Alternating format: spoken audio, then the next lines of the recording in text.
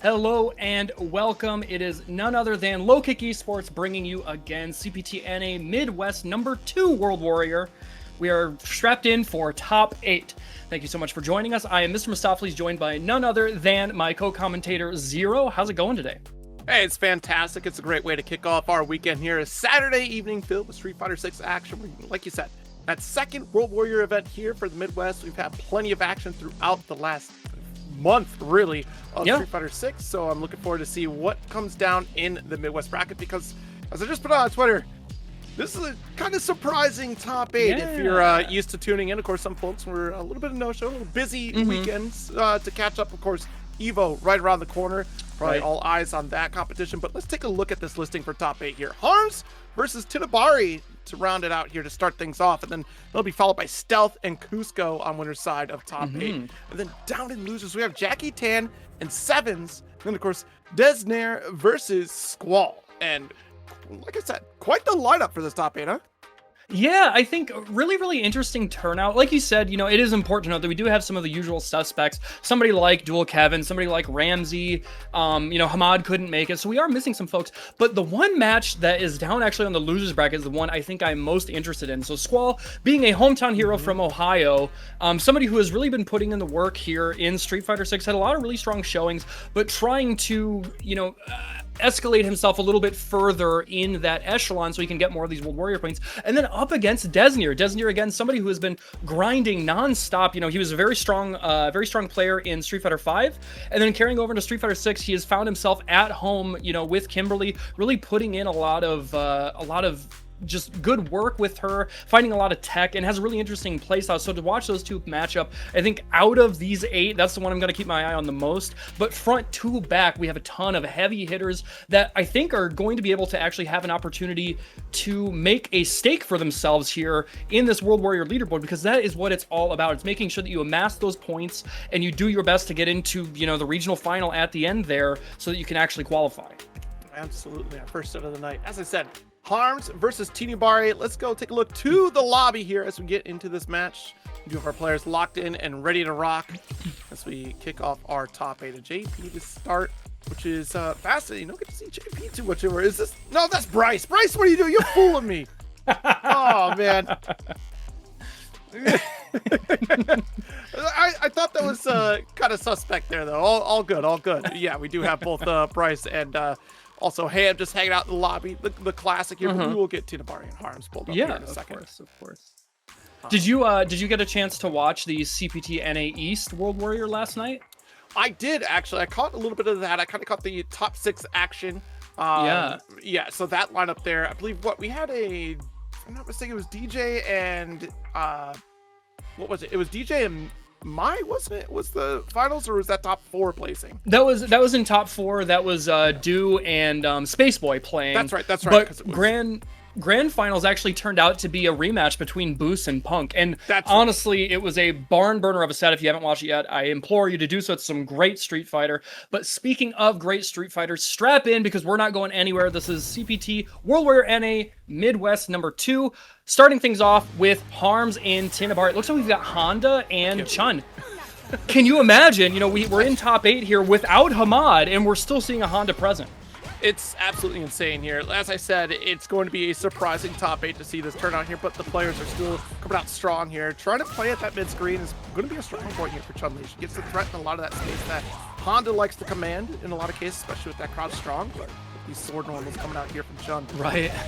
Okay, there it is. The knockdown already starting off the pressure, that stomp. She's able to block it overhead correctly, but she's still caged here right against the wall. Takes her turn back, but no such luck. Still back to the wall and just really wailing on that drive gauge is HARMS.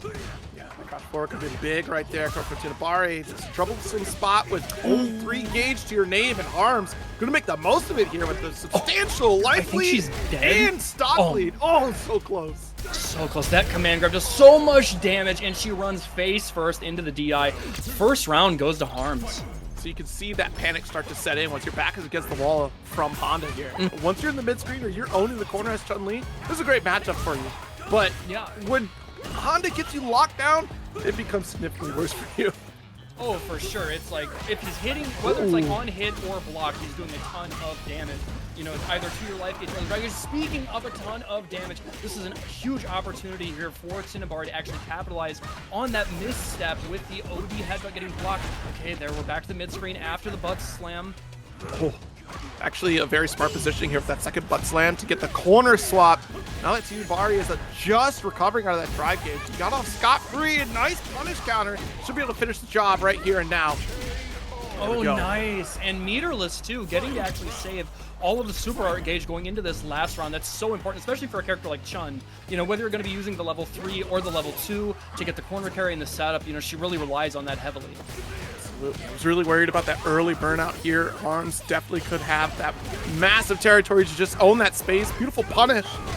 He is setting the tone early. That is 3 command grabs. One of them missed so far, but 3 command grabs so far, and we're in only the first game. He is setting the tone, making sure that, you know, TINIBARI is going to be on his toes to, you know, not get scooped up. Positioning here. Nice. Punish for a finish here. First game for Harms. Yeah, and it's important to note, right? You talked a little bit, Zero, at the start of the match about how Chun is going to be really representing in that mid-range because her pokes are so strong. And against somebody like Honda, traditionally, you know, he's a little bit stubbier. He did have that, you know, what I would frankly call egregious stand medium punch. It got nerfed a little bit, but it's still, if it does connect, it's still +3 and it's still a great buffer button. So he does have a chance. If he's swinging at the right time, he's going to make it, he's going to make you hurt. Yeah, absolutely. We got this corner carry now. No, wow, I'm surprised. No air-to-air, no anti-air whatsoever. Just letting the free jump out here from Harms. Hey, blocks the low. Where all that work begins, right? Harms really had that corner on lock in that first round. Right, blocking out there with that block string and just really patient to, you know, not overextend so far has been Harms. You know, we even saw the that OD up kicks. Actually, then, oh my gosh, going for like the weird, you know, the weird stance mix up right in his face, but it worked. No, I was gonna say, that's what I jumped at too. I'm glad he picked up on it because that Serenity stream was looking terrifying in the face of Honda like that. TINIBARI, I want you to clean this up. Look, I'm not a fan of horror films. Please don't do this to me. There it is, the knockdown and getting clipped and immediately into the mix off of the stomp. Back to the wall again, TINIBARI. It seems like that has been the talk of the tape so far. Just really, just, you know, just having himself, oh, but he finds the opportunity to jump out. That whiff command grab is huge. Very interesting to go for the shimmy into command grab there. Maybe trying to bait out like that throw tech come from TINIBARI and steal it with command grab. But either way, Harms looking to finish the job and will have to spend meter to do it. But, you know, that's okay. Like, Honda, he's going to hit you like a truck one way or the other. So it's like, even if you're down to only 2 bars, 1, every character builds a ton of meter in this game, and 2, if you do land the hit, you're going to hit him hard anyways. Yes, indeed. It's okay to spend that 1 Dorned in this round. Love that teleport out of there. Just like, you're right. Oh, gets caught trying to take his turn back on his own wake up there. But, okay, there it is, the punish counter. Rushing back in there with the drive rush normal to get the plus frames. No trade combo, just out of range. Things are getting a little sloppy. Oh, nice punch out, but you gotta really be concerned about this corner here. Okay, the mix-up, he jumps out again right in his face. And look at the drive gauge. I love this opportunity. It's going to force the burn out there and allow him to be up over that 3-bar threshold. He'll actually have the lead in life, too. He's sitting pretty to actually win this game. Oh, short with a light kick here and still stuck in a command grab. Did you stick on a button, TINIBARI? That's unfortunate there because Harms 2-0 lead right now. 1 more game for Harms to advance in this top 8. Yeah, he's like got a pretty commanding lead. Like, not even necessarily about what the score reflects, you know, 'cause sometimes it'll be 2-0 and there'll be close matches, but it seems like he's very confident in these decisions. And look at the damage. Gets to put her in the corner here and just, you know, we're all watching the same channel on repeat. It seems like it's been this way the whole set. Yeah. Hand slap here, the EX edition. Let's get hip up for corner. It's still going. Dunk! No way! Yes, it's enough. That OD Oicho does so much damage. Staring down the barrel of maybe a 3-0 is Harms. There's that crowd forward, drive rush. Now you got to own this position though. Every single time TINIBARI has earned this corner, they've lost it. It's looking expensive with that drive rush here. Does go for the Serenity Stream. And again, the free jump out for Harms every time. Yeah, it's like if you aren't confident in your up kicks there, you have to go back like for jump back jab, jump back medium punch, just keep them caged. Oh, the bait! This is huge. took a long time. The level 3, I mean, you're gonna get yourself around, and it's a little bit of a wind in your sails, but like, it's very expensive, I guess is what I'm trying to get at. Yeah, it is an expensive victory, but you secured it. You've been in that situation before where you've lost corner and then you lose a round for that, so you may as well take it. Didn't believe in the crouch forward there. All right, but does actually land with that stand medium punch, the handshake. Let's out again, but the perfect parry this time. I would have liked the back throw though. Oh, gets the side switch anyways. Okay, let me fix my face. Let's go TINIBARI. A little bit of momentum on his side. Swooping out here for the Chun-Li. Nice. Has the meter. You can finish the shot with the level 1. Yes, and there it is. TINIBARI putting one up on the board. Check the hash mark. We're not done yet. Harms was living up to the namesake for at least 2 games straight, bringing harm to TINIBARI, but I think we got the stop here for at least 1 game. Yeah. I'm going to return the favor here, try to be more confident in these corners, though. You know, getting, like, especially considering, you know, we're starting on winner's side here, getting that 1 game it sounds like counterproductive and a little too obvious, but like getting that 1 game is so important for your confidence. It lets you know that you're not getting washed, right? Yeah, at the very least, you found an answer, but look, these stand strongs put you right back into this corner with throw opportunity was there for TINIBARI, just not fast enough on the draw. Right, this is a favorable position for him. He's doing pretty well on the drive gauge war. Hey, blocking it out there. Was not able to get the conversion, but still back is to the wall. And talk about the drive gauge. Look how low it is on TINIBARI's side. That was unfortunate because that drive rush spend after the button to get out of the corner. It was 3 bars off rip, and unfortunately Harms then took the advantage. So there's no need for me to spend any of my meter because I already own this corner, and I know that you're not going to jump out. Right. Okay, already put into the corner. We're talking coast to coast, despite being in the Midwest. Does not buffer the crouch forward. And another perfect parry. Man, it really seems like Harms is getting a good read on the timing TINIBARI wants to swing with.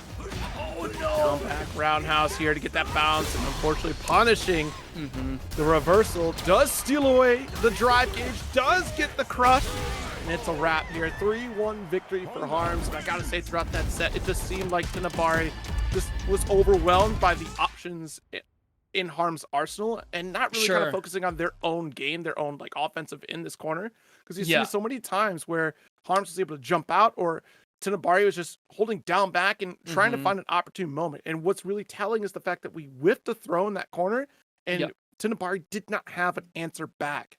Right. You're exactly right. And you touched on it too, right? And we're seeing it again here in the replay.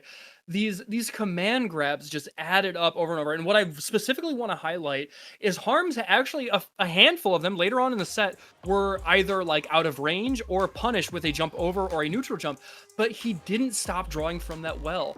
And it's like, especially in the tense moments of like a top 8 bracket here in tournament, it's like you have like in your brain, if you are a competitor, you're thinking, okay, I've punished this a handful of times. Certainly he has to draw back a little bit, play a little more conservative, and he just didn't at all.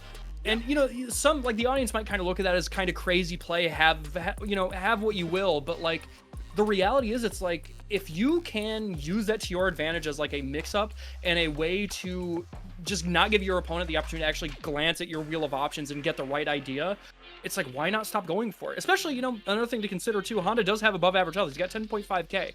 So he can take a little bit more of that punishment, especially if it's not coming in like a huge way. Exactly. Yeah, it's such a great point to bring up because sometimes you start to second guess your own offense when you're just doing so well that there's no way, right? And you try to fall back. Whereas this time around, Harms, of course, just maintained that same course over and over again because frankly, there was no answer being brought to us from TINIBARI. Hopefully that does change. Maybe it is just coming to the top 8 and we're just thinking, all right, like I'm here. This is where it gets really important for me to try to get those extra points for World Warrior. And, you know, TINIBARI will either go up against DEZNERE or SQUALL on the loser side of things. But we do have one more winner side match, of course. It's going to be Stealth versus COOSCO. You know, COOSCO been putting in this work in Street Fighter 6 for quite some time here. Yeah, like really, he was one of the players from the jump. He was really making a name for himself as a really strong Cammy player, even in Season 1. And now, you know, we're working on 2.5 years into the game, just continuing to, or I guess not 2.5 years, it's gonna be almost 2 years into the game, that's what I mean. He's really like refining his game plan and showing like the strength of this character. You know, we see it from Punk, obviously, but like in terms of other like top NA Cammys, now that Do doesn't really play her anyways, I think of COOSCO and Mothman. Those are the two, and COOSCO, you know, again, is no stranger to this top 8 position here, and I expect him to do well. Yeah, Cusco coming from Jay Shine said it in Twitch. Cusco is Houston, right? If I'm not mistaken.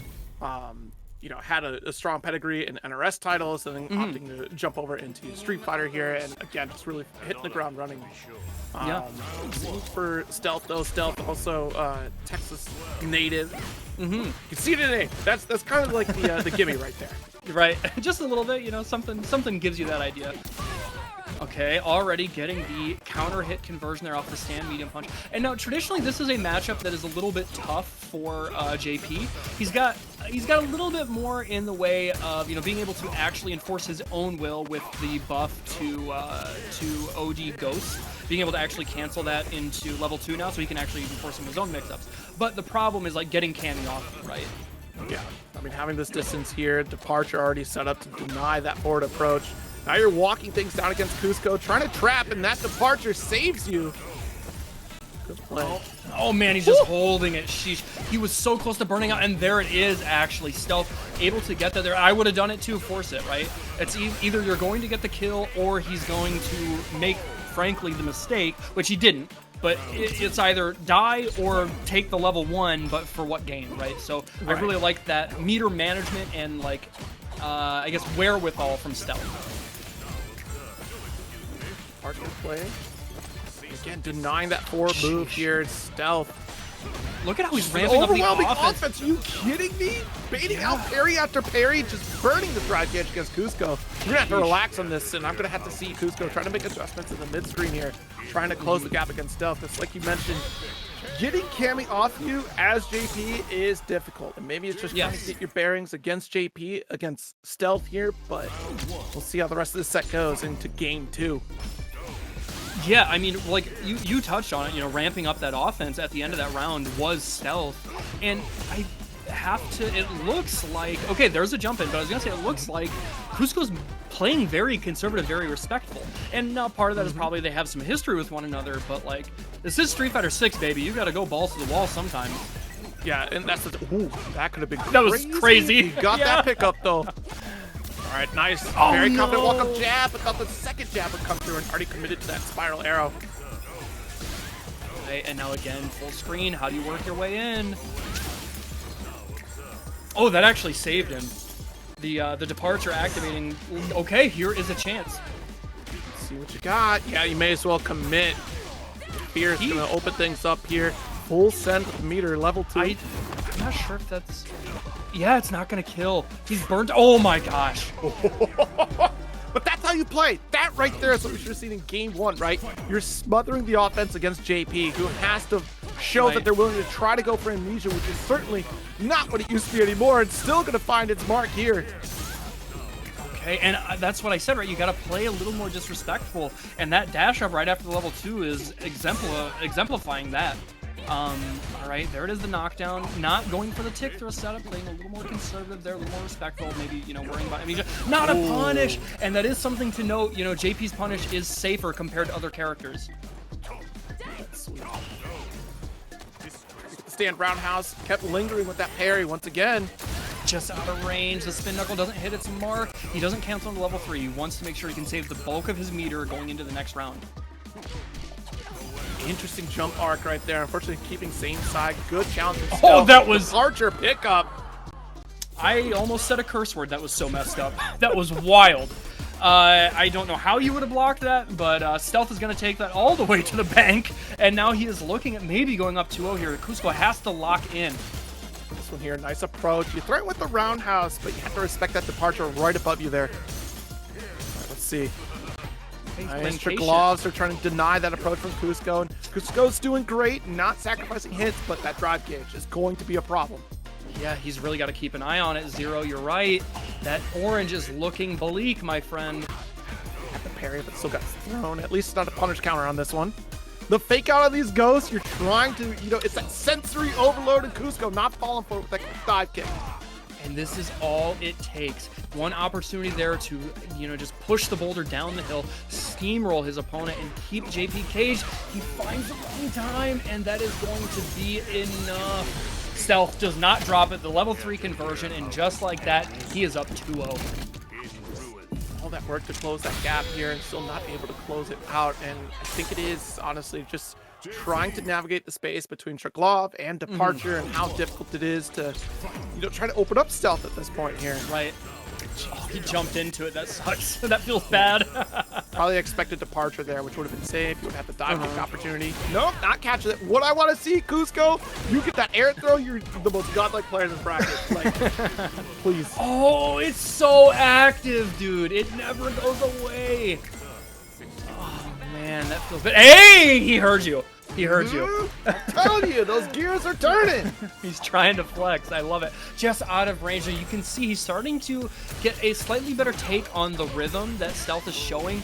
But just as soon as I say that, the commentator's curse comes out in a huge conversion, pushing COOSCO all the way full screen. Stealth is looking good. Nice. The spin. It's great to threaten that space one more time here. Be cautious. Spin. That's an option that you could do through that Departure, but respecting the teleport option because we've been vulnerable. Oh, he's got to worry about burnout. Nice oh, focus. He gets clipped anyways. Let's see. At least surviving that sequence here, not quite death. I thought maybe Stealth would fully spend that drive gauge to finish the job. I guess thought better of it. Yeah, and like to be fair, if COOSCO actually finds the right opening, he can kill, for sure. 100%. It is Cammy we're talking about. She is explosive. Oh, with the medium punch. It's too good, that disjoint, baby.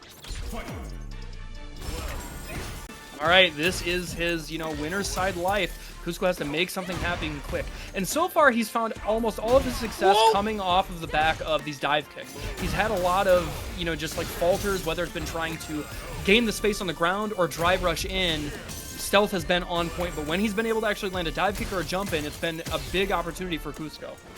Absolutely. Comes jab, though. Forward, trying to make the approach. Okay, starting to swing with the stand roundhouse. I like it.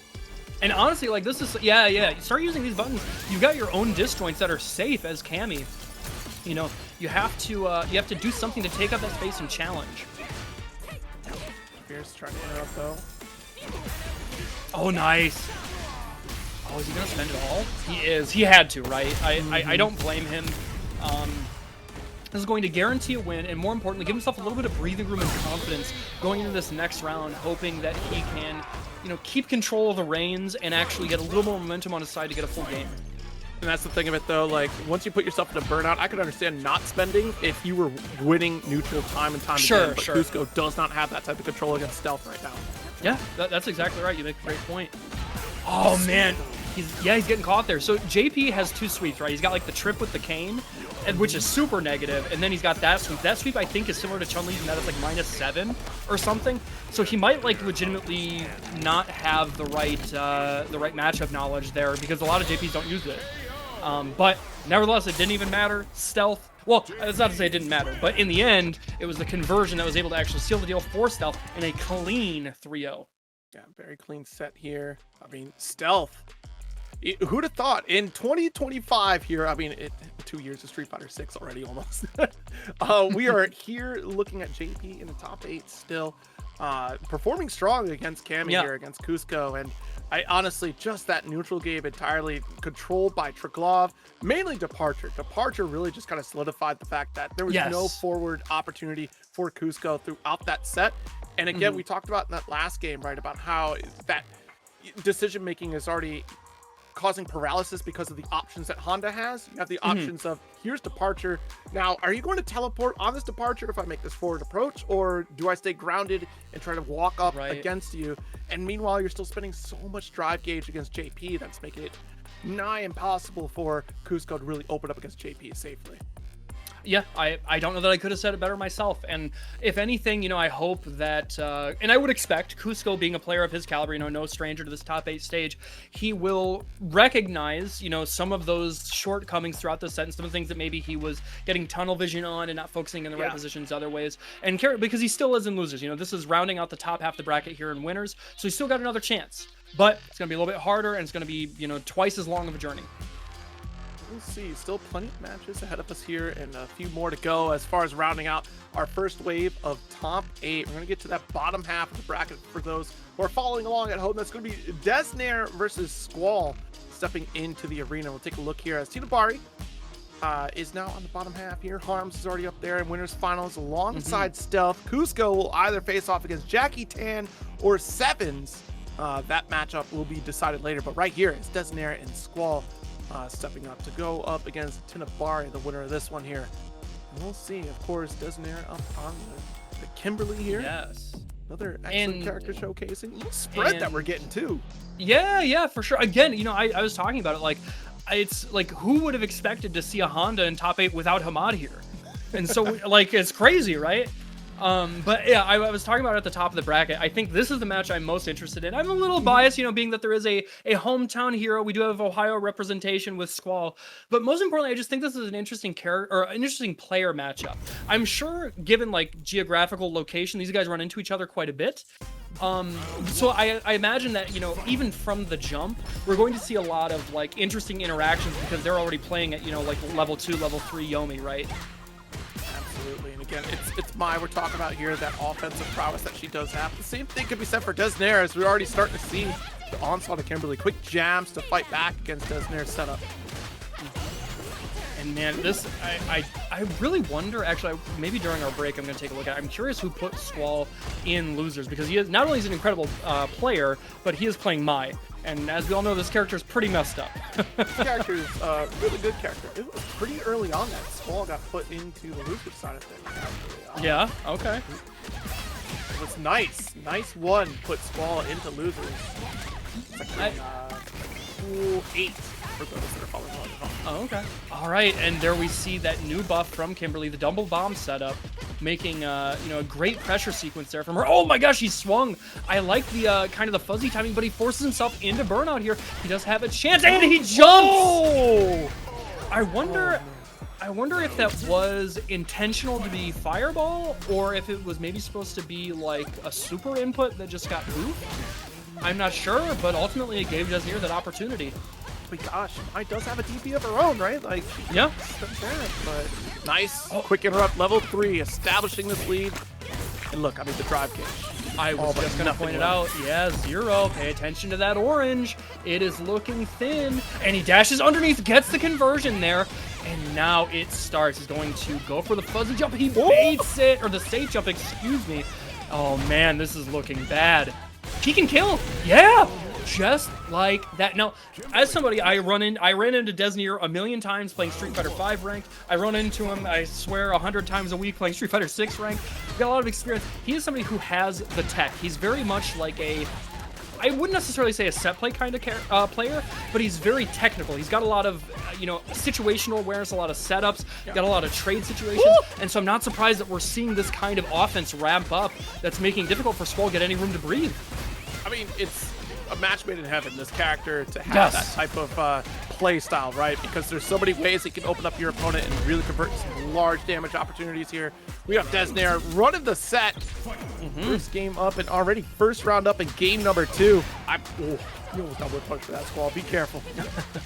Oh, he dropped it. And honestly, it was fortuitous for SQUALL. It would have been a much worse punish had he not just like interrupted it.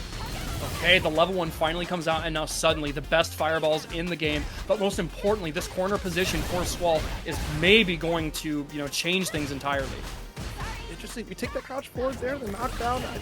You know, I don't blame you, right? Because you only got hit by the fireball entirely. Whoa! The backdash. And it does give you opportunity to try to get out of the corner. Stop the momentum of that install with the 3 stocks left over. And now we're going to get an install of our own. At least trying to carry the next round. If not, win the rest of this one, because this burnout is going to be devastating for SQUALL. Yeah, this is so much damage, and most importantly, the burnout timer is, you know, just barely starting. And I don't know that there is a better character when they're in burnout. Maybe, yeah, like, what do you do? Like, you know, she's got the run stop pressure that's been buffed already anyways, but then on top of that, suddenly you're, you know, at a huge deficit because of burnout. Look at, like, it's been maybe 2 minutes, and DEZNERE's up 2-0. He's playing so strong.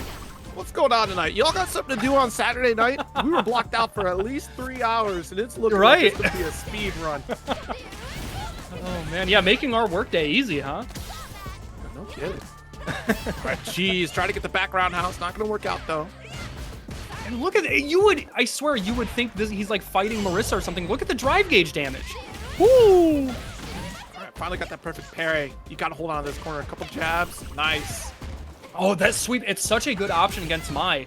Because if they are trying to take their turn back, try and impose their will a little bit, maybe getting a little bit desperate, you're going to get the knockdown in the trade, which means you recover quicker. It's like, it's such a good, again, I talked about him being a technical player. He's labbed out those situations. You can really see it coming out in those corner situations here. Try to go for the jump tiers. Again, the DP, small, clocking it. Oh, immediately rushing in. He is wailing on that drive gauge. Oh, he ran right into it, but he's still in a solid position. All he needs is one whiff punch, and it could be game over. No such luck. SQUALL finally gets around on the board. Is this the start of something new? Let's see, nice backdash away. Again, destroying her box there, trying to challenge in that spacing. And the way that we are whittling away at the drive gauge, full conversion, even though we drop it out. Oh, okay. Things got a little crazy there. But still, SQUALL fighting at a deficit here, trying to get a little bit of breathing room with that yellow bar beneath his life. And I love this. Because again, if you are somebody who's like kind of new to Street Fighter, Kimberly does not mind spending the level 3 whenever. Because most importantly, she is going to get that level 3 damage buff and speed buff, and it carries over. It's not going away. So, side swat, sticking out the medium kick, the slide to the DMs. The pressure.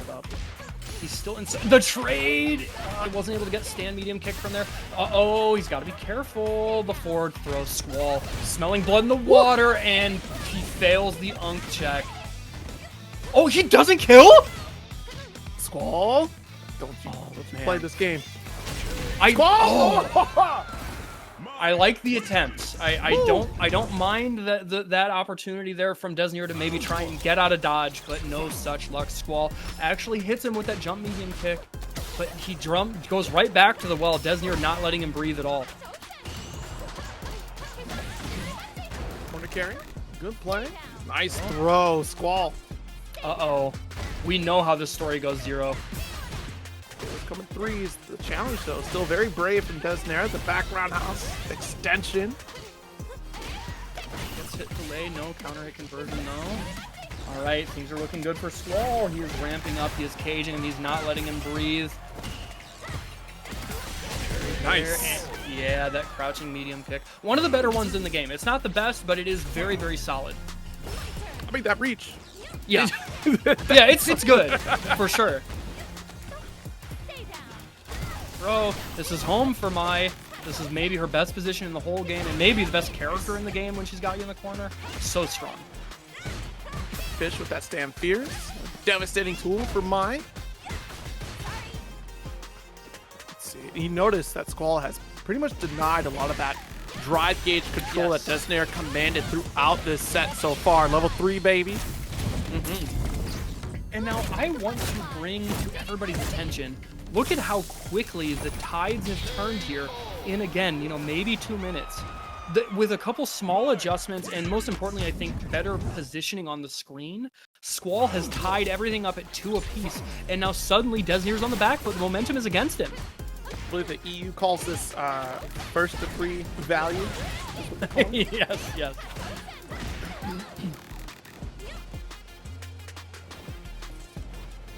Oh, geez. Yeah, very awkward position there. Like, you could go for that DP, but you've already committed that spacing. Not quite sure where DEZNERE is going to make that forward move. And the forward throw, and he's down to about 35% health, DEZNERE. And now he's not, it's not impossible for him to make this comeback. Again, if there is a character that can suddenly turn things around, it is Kimberly. But I don't think he's going to get the chance. The level 1 should... Oh, no, he's got to... And he burned himself out. I would have done it too, yeah. I wouldn't have blamed you if you OS and if there's a person who could bring it back, it's Mai instead of Kim. Like, I thought you were going that route here. That's after the crouch medium punch, but here we go. Like you said, DEZNERE committing to try to bring this back. The burnout has ended, so we do back off. Again, that situational awareness for DEZNERE that's taken them so far in this set. Oh, he stayed in front. No He's dead. He's going to be able... Oh, no, he dropped. No! Oh, he had him. I'm sorry. I don't know the power I wield. I should. I've been doing commentary for nearly 10 years now. I should know how it goes. It's a golden rule. Unless we see them commit, it's over. Like I know. Okay. Whoa! All right. I like this. It's going to put him down to just about 2 bars of drive gauge, and we're going to see a full stack of green on DEZNERE's side, and we know what Kimberly can do with that. The perfect parry, putting a stop to it immediately. Corner the throw. You get another opportunity here. The shimmy, the crouch medium punch connects. The crouch forward right after full conversion. Got the 3 bars. Send it home, and SQUALL with a reverse sweep to advance on loser's side. And that is what you call experience. He has been here before. He was looking down the barrel of that 2-0, and this is loser's side. If he's down, he is out. But he was able to collect himself. He was able to make a couple small adjustments and not overextend. You know, you could tell there, even in the midst of like him being down and like trying to get the 1-0, trying to get the 2-0, you could tell he never really felt desperate. It never looked like he was playing, out of his element, trying to think a little too far outside the box to get something going. He just stuck to fundamentals. I mean, hell, even in the midst of all of those, the like run stop pressure from Kimberly, I don't think I ever saw a single ODDP to interrupt that pressure. He just believed in his blocking. He believed in his parries and, took it home. That's an excellent point. There was not one ODDP that SQUALL spent. Brother, I'm not doing that. Get the hell off me. Right, exactly. Like the same thing. Like I'd rather pull the trigger, but then I think so much of that set too is the fact that SQUALL did not want to rely on that drive gauge because of how quickly they were being burned after those first 2 games. Like, all right, this is the amount of resources I'm allowed to have at any given moment, and respecting the fact that if we go down into that 3 territory, we might not get another opportunity back. Yeah, maybe that is why we kind of were more conservative throughout that set. But I do again agree with you that the belief in that defense, right, to stand back, wait our turn, and really try to take stock in what activates that forward momentum for DEZNERE here, and where those opportunities to really be explosive on the side of SQUALL works out. And man, that game 3 is where it all turned around for sure. And that we started seeing a stronger back and forth, a stronger sense of self-awareness from SQUALL throughout that set, I feel like, too, of just recognizing when DEZNERE really wanted to push the issue and be resource conscious.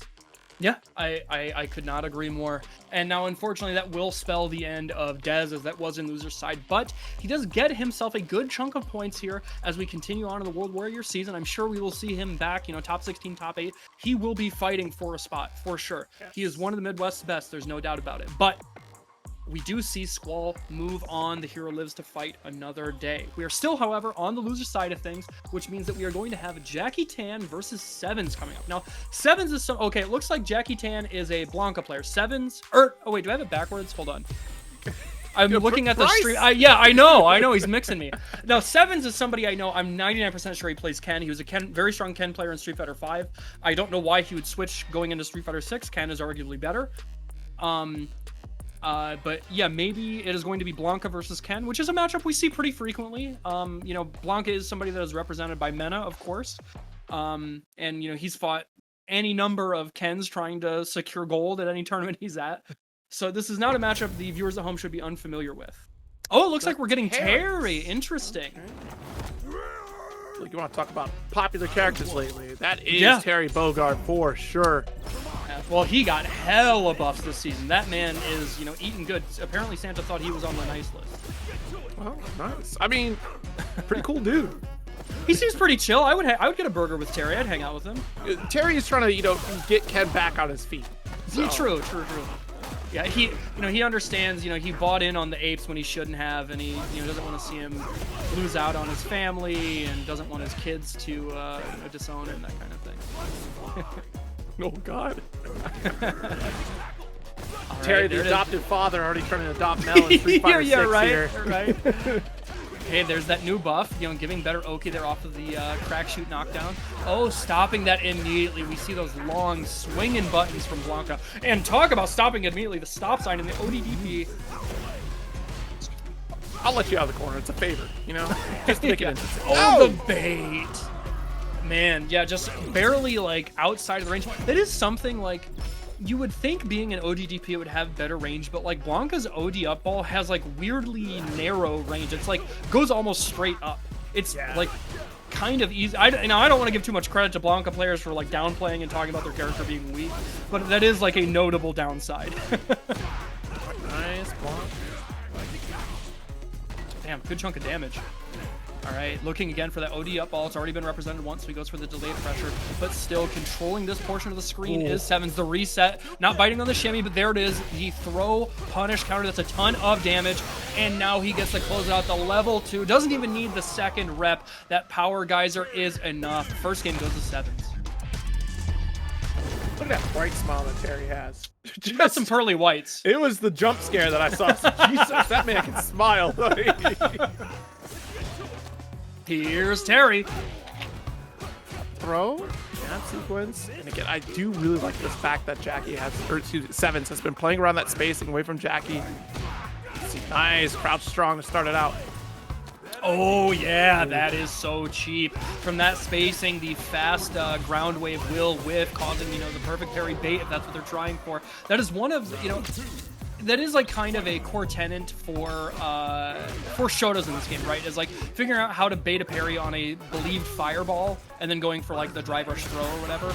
But I think Terry does it better than most, except for maybe Ryu. It's just such a strong opportunity there to steal drive wedge in the blink of an eye. Kick though, roundhouse, and man, we try to go for an anti-air here, but look, Terry got the ups. Nice cross strong, finishes the sequence here with the level 3. Woo! Damn, he does so, man, if he can actually get into that ground wave juggle, it does so much damage. Good God. I was hoping that damage scaling was going to kick in at some point there, and it just did not save you there. Yeah, no shot. So sorry. All right, things are looking a little long for Mans. Jackie Tan definitely on the back foot here. But Blanka's a tricky character. He can, turn things around very quickly. He's got tons of mix opportunities. His buttons in neutral do like tons of drive gauge damage, tons of spacing control. But so far, he hasn't been able to really get any of that going. Oh, what a pickup. Oh, he missed the drop. Yeah, the sweep did not connect. Throw, punish counter throw, nonetheless. You look, live by the gauge and die by it here. That's a big opportunity here for Sevens to just constantly pull it. That's just the MO for Terry right now. Up the brakes with the jab. Just out of what range. a reaching for. Okay, and then the side switch here, and I was just looking to recover his drive gauge. He's perfectly fine backing up, but he overextends, got a little too big for his britches, and now he does still have to worry. Okay. But he's so low on life. Oh, God. Yep. I think we were really banking on the fact that we're just going to chip out here, but Sevens, the confidence to burn ourselves out anyways, just to close out the round. Match point, going for the lucky Sevens to finish it out. Oh, he baits it again, and look at this damage. Barely spending any meter there, getting a cool 35%. Forced to use the reversal, drive reversal, excuse me. Bro! The reaction, I'm tired of it, Sevens! Dude, he's a freak. I'm not tired. Survey says level 3, another one for good measure. Sevens quickly closing this up, sealing the deal with a 3-0. Moving on. What is up with this top 6, y'all? Dude, it's been a speed run. It's like their dinner's getting cold. Jeez, no kidding. I mean, hey, look at this. And that's our lineup here. Unfortunately, Sevens, or excuse me, Jackie Tan going down here for tonight. Locked in 7th place. We still got some points, but man, oh man, Sevens. The lucky 7 victory here to move on to face off against COOSCO and lose the side of this top 8. Yeah, things are just really progressing super fast. Blink and you'd miss it, but I'm glad you guys are sticking with us here as we continue to just breeze through this top 8. We are whittling away on our competitors, and soon there will only be one left. But we're not quite there yet. We will be moving back up to, or no, I'm sorry. We're gonna stay on loser's side. Excuse me. So I presumably will be going down to TINIBARI and SQUALL. Yes. Okay. So Yeah. Up next. So TINIBARI, we saw with the Chun earlier. Had a pretty decent showing. Just felt like couldn't really get corner control. There were a lot of opportunities where HARMS was able to just jump out of the corner, and they were maybe caught with their pants down, holding down back, and just ate tons of those command grabs. But I have to imagine their eyes are a little bit wider open this time around, and they'll be a little bit sharper on defense. Yeah, it's going to be fascinating to see this matchup here again. The way that Squall was kind of controlling that mid screen. You're going up against Mai, who also has like some of that disjoint on the stand fierce, for example. Crouch medium punch is also a great tool to kind of contest, and we already saw that distance on crouch forward for Mai here. Chun-Li again, you know, I feel like it was just that opening sequence that we really kind of psyched ourselves out of our own offense. Sure. There were some situations where you went into Serenity Stream, didn't really believe in anything, exit, go back in. Like maybe it was just like too quick on the press, or maybe too many decisions to be made in those offensive scenarios against Harms, who was already, look, you're going up against Honda in a corner situation. It's a force to be reckoned with. The damage is still there on the side of Mai, though. The exact same thing is going to happen where you're going to get a fan toss and you have to make a quick decision. Do you have enough room to walk back? Do you have enough opportunity to try to challenge? Are you going to recover in time before the fan comes back on top of you here? There's a lot to be said, and if decision paralysis is the greatest evil that TINIBARI has to go up against tonight, then I hope it is not in this matchup here, because you're really going to need to be on your P's and Q's against a character like Mai. Yeah, I agree entirely, and I have to wonder too. You know, in the DEZNERE Squall match, you're talking about dealing with the fan as it, you know, when they're actually charged or OD and like it bounces after the initial hit, right? There, that interaction in between is so important.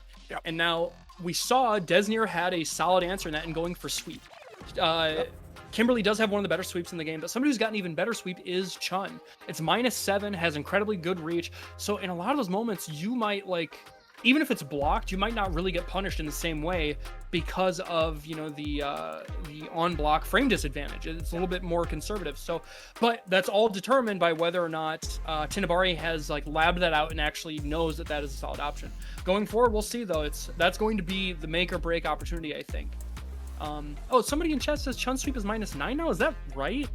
Yeah, on block it's -9 now. Yeah. It used to be -7. I guess maybe I'm not as up as I should be. There's a lot of numbers. If you got the whole Excel spreadsheet locked in your brain, that's all the more impressive. It is -9. Okay, fair enough. But it does have a lot of pushback, so fair enough. Oh man, speaking of reach, great whiff punish there from SQUALL, already putting TINIBARI to the corner, and just, oh man, that was a bad back throw for SQUALL. That defensive back throw was so tough to deal with. Oh, got that stand for him. But he's out. And, you know, maybe he watched that set and he knows that is a pain point for TINIBARI, just controlling them from getting out of the corner. Plenty of room here. A couple projectiles. What a perfect parry. Good. If that was definitely a threat there, SQUALL giving a moment of pause. Oh, damn, two perfect parry. All right. TINIBARI. He's getting a little desperate. I mean, we could just keep whittling away at that drive gauge, and that's the thing of it, right? Like, if you are going to get stuck in this corner trying to live and die by perfect parry, something's going to give, and it was that ODDP, that desperation. You start to see the stress building up. Your opponent can't find an answer out of the corner. Keep pressuring them with that same option over and over again, and it's going to wear thin. Yeah. Oh, yeah. I mean, you know, imagine you're in study hall and there's a kid in front of you don't like, and you're just poking him over and over and over, just bugging the hell out of him. Eventually, that kid's going to snap. That's exactly what happened. It's a great analogy. Unfortunately, you're the bully in this analogy, aren't you? You so-and-so. No drop this time. SQUALL converting into the level 3, and that is game 1 signed with a bullet.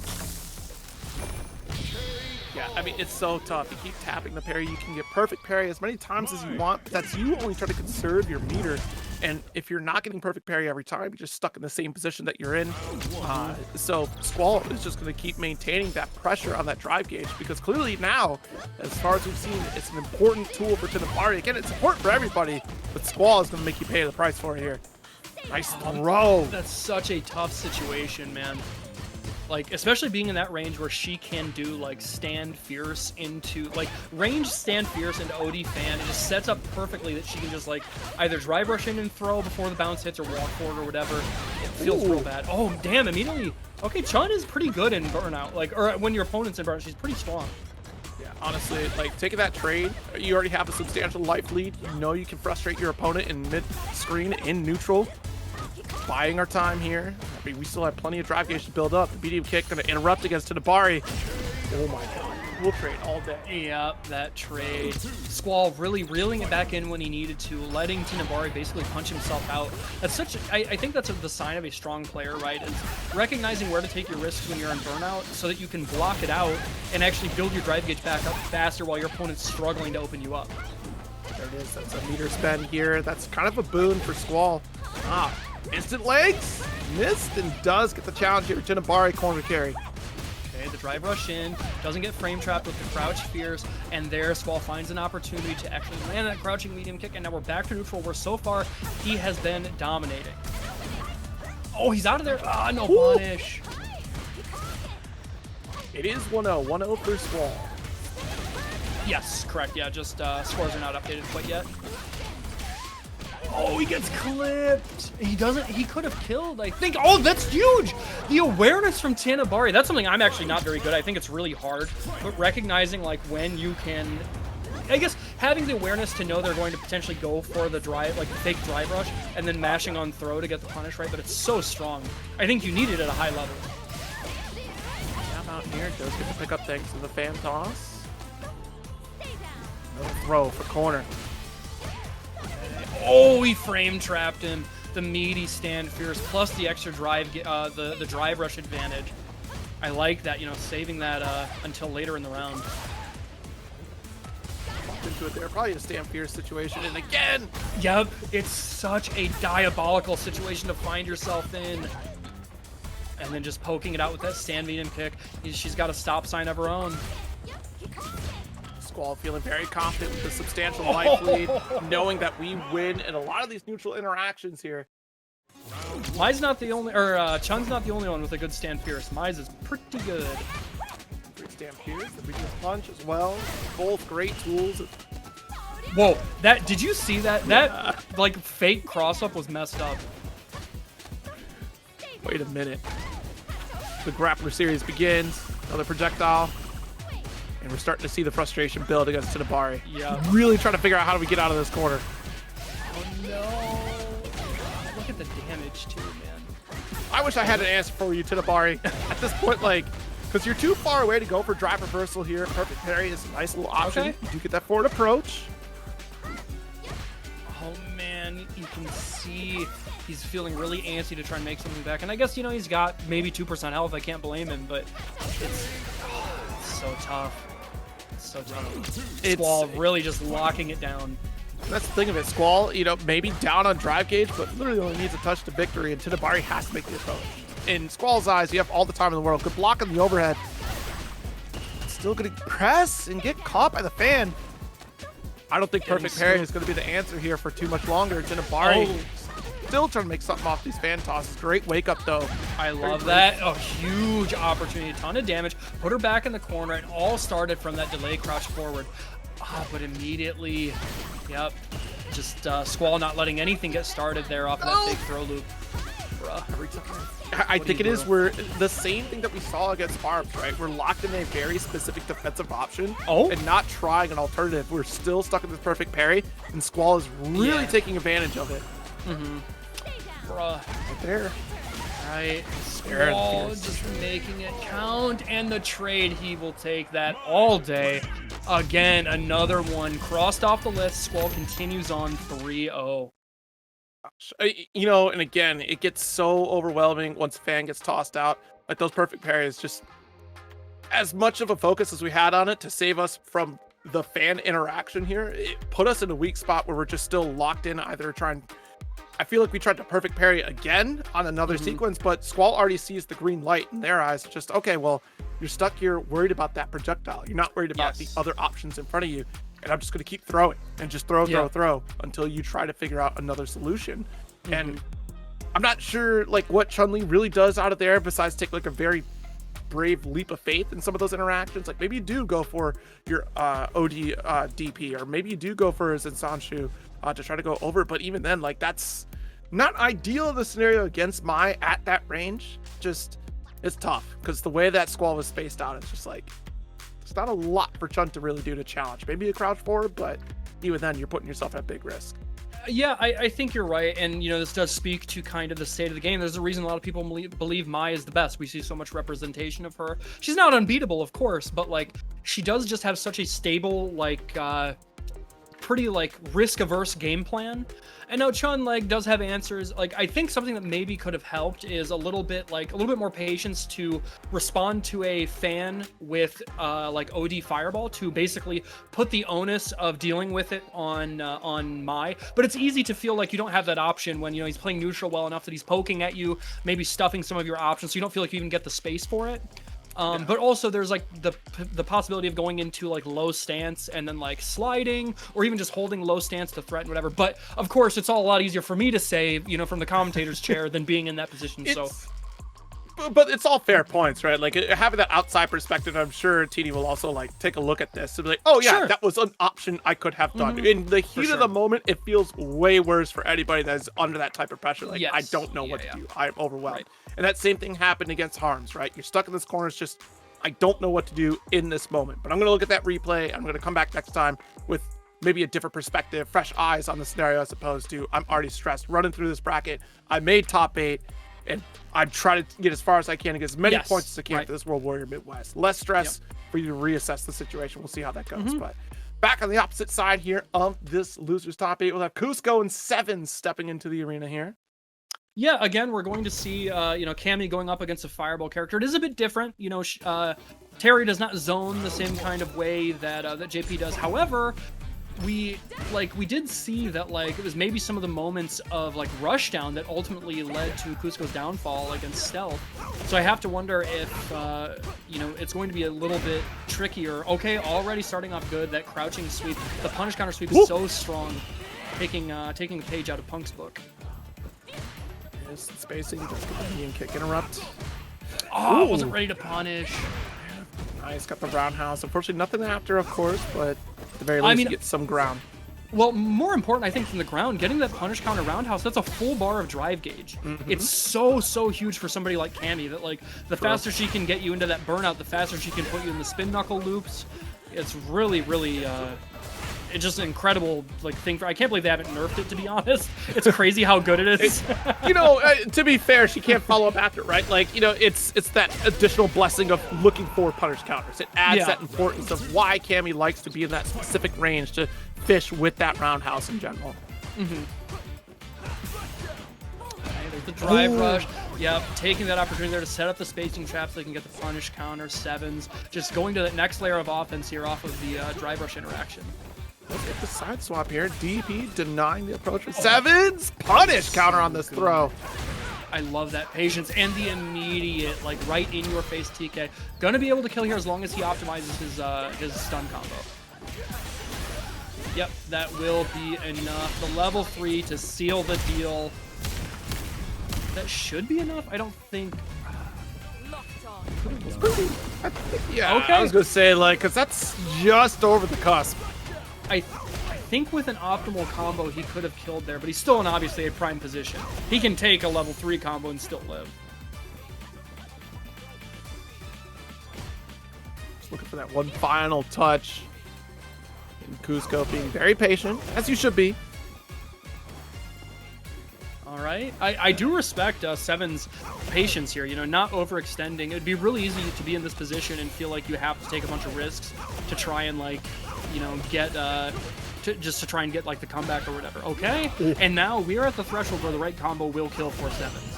Yeah, absolutely. That perfect parry. Yeah, 29 seconds. You could just back off. You don't need to press the issue, COOSCO. Blocks the overhead. Cool. Oh no. Gosh, forward. The run-up throw. Yeah, that's cheap. It's what do you do in that situation? Especially he was so close to burnout. Yeah, it's tough. I mean, you try to bet it all, maybe. I guess, yeah.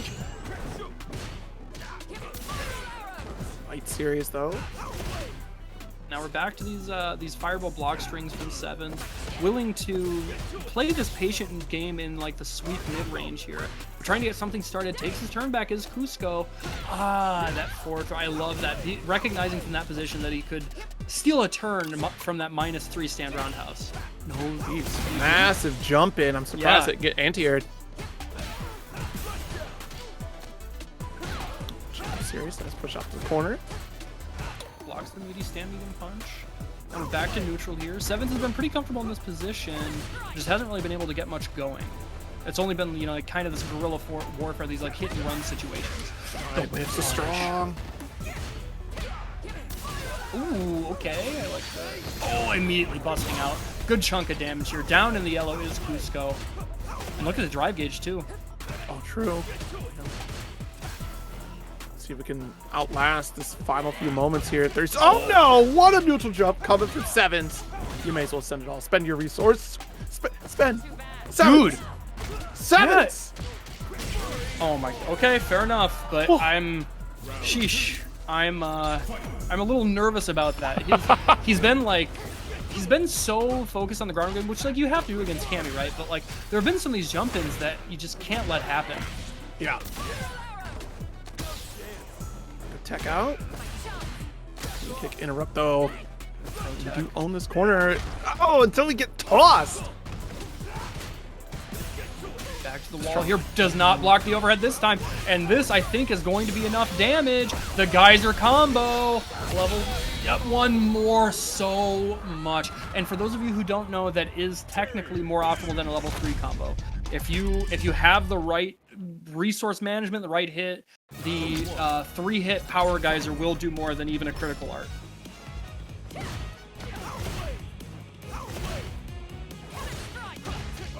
Nice. I like that spacing. Yeah, making the dive kick unsafe there. Toss. Jeez, bird knuckle already pushed. Yeah. Ooh, okay, that was tricky. Another back throw from COOSCO, walking up into the DP. You don't even get to neutral jump for free. Shocking position here, trying to find a whip punish. There, the punish counter, converting into the stand fierce. Wanting to go for the back knee punch into the walk up, no such luck. Nice DP, very deep again. COOSCO ready for it. Literally on the cusp of victory though. Just one touch on either side. Watch it. DP again. Oh, that's all he needed. And man, that's like such a strong option too. Like safe on block, and you get to convert the OD hit into level 2. It's so good for him. Oh no. Pop here. Sevens pressing the issue. He smells blood in the water, Zero. It sure does. That jab sequence, just a single step back, and catch it with the strong and the full finish. And he did not even need to spend the super gauge. Now, it was the last round of that game anyways, but it's about sending a message. And so far, Sevens, I think, is being heard loud and clear. What's crazy, though, COOSCO was just dominant on that east side of the screen, and then suddenly Sevens just found that one opportunity. Despite a couple DPs, Sevens not losing their cool. Let's get that crouch fierce. Wait a minute, full punish. That was such a big risk. Look at the drive gauge, but he lets him out. And just like that, the counter poke lands for Sevens. And now he gets to turn the tide. Going for the safe jump there. Nothing happens. Another throw. What is it going to be? Another one? Yes, sir. How many we got? 0. No. Is he going to do it again? Oh, he did. Honestly, I would have done it too. I would have done it too. And there it is. Even if you delay it by, 20 frames, in the end, it's always going to be a throw. Street Fighter 6, baby. Dance. Nice. Perfect parry. A quick turn, too. Just get this additional damage and corner positioning. Okay, there's that buff stand roundhouse. And it's important to note, too, punish counter takes a full bar, and on block, it does like 3/4 of a bar. It hurts. Once again, Sevens low on some resources here, but I mean, look, we got a full stack of butter here. So that level 3 is quite the threat. Like, literally just needs a single touch, and my God, needed that DP right there. That was going to be devastating. Blocks the crush fierce. Again, his DPs are so on point, and I have to say, like, it has been a huge difference. But I think maybe he could have killed with like the right level 2 combo, but he's got more wind in his sail. He gets to live to fight another day. Very fortunate to capitalize right there, especially off a trade combo. Okay, the throw attack at mid-screen. Oh, I love it. Yes. Such a strong option Cammy has. If it's not enough to deal with the ODDP, she does also have that that TK dive kick to beat throws. Right. It's out the jab. We are closing this gap here. The crowd's strong. Well-placed dive kick. Even if, you know, Sevens was able to take his turn back there, it was all about the screen positioning, but that back throw lands its mark, and now Sevens sitting in the driver's seat gets to wail on this drive gauge, put COOSCO's back to the wall here, and try and insist on maybe closing out this round. The DP, there it is.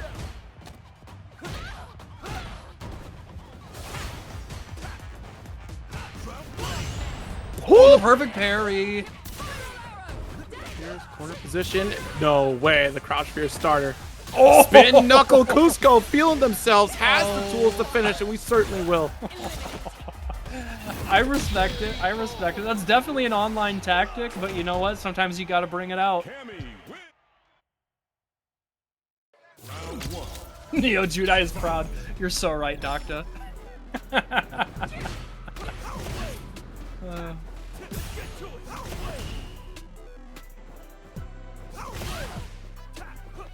A little more respect being shown this time around.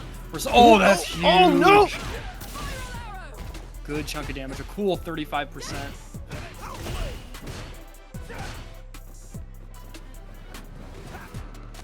Jeez, wait a minute. Got that cross up. No light kick to come through. Oh, gets clipped with the burn knuckle. Okay, the conversion there off of the lights. Gonna be a good chunk of damage. Put him down into the yellow. Yep, sets up the frame kill needy. What's it gonna be? No biting on the shimmy. At least we got that burnout. This is opportunity for COOSCO, but Sevens will absolutely be willing to trade here. Oh, okay. This is a huge opportunity. Oh, dude, that's so cheap. I would have done it too. Yep, absolutely. Force them to react. He's gonna be able to kill here with actually just a level 1. Oh, not even. He doesn't even need to spend it. Maybe. I'm not 100% sure, but it would have been tough to guarantee that the DP would have killed. But you take that. Better be safe than sorry. Yes, absolutely. Especially in a game like Street Fighter 6. I mean, what's a level 1? You're already we're at 2 bars, right? So, right. And also, let's note that COOSCO shutting down that drive rush pressure with the ODD POS. It's the first time we've seen that thus far. Oh, he dropped.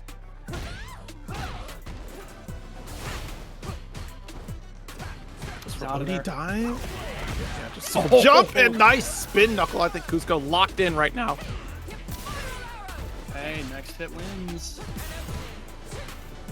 Sevens defending punch there. His life.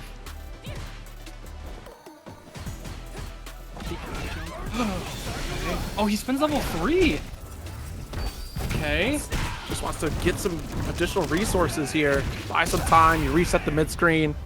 Now we're on even footing. Outside of the resources from COOSCO, that is. Look at Sevens back off. Man, that burn knuckle's doing a lot of work. It's like such a jump scare, you know? Oh, the GP. All right. It paid off. Now, it is important to note, chat, there are 3 glowing bars on the side of COOSCO. So if he lands the right hit, it's going to spell disaster. So far, however, Sevens, all gas, no brakes, balls to the wall. A huge punish here off of that miss DP. This is looking bad. Is he going to close it out, Zero? Oh, yeah, you got this. The bar? Perfect KO. Sevens. What happened? We blinked, we missed it. And honestly, Sevens 3-2 victory here for that final round. It seemed like it was all coming to COOSCO for so long. Yeah, man. And I have to wonder if maybe it was like a bit of stamina.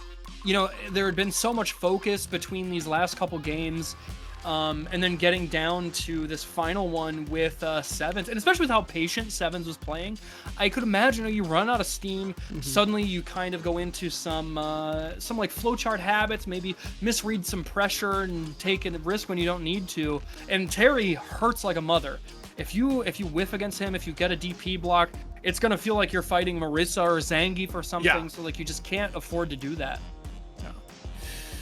Oh man, and honestly, just the powerhouse that is Terry is just there's so much on the table, especially being able to convert so much off of his specials, like being able to get that corner carry. And like you said, that burn knuckle being such a threat. It is that jump scare, because that distance, you're really kind of waiting for it. You're not quite certain if you're within that range of like, this is where it becomes safe.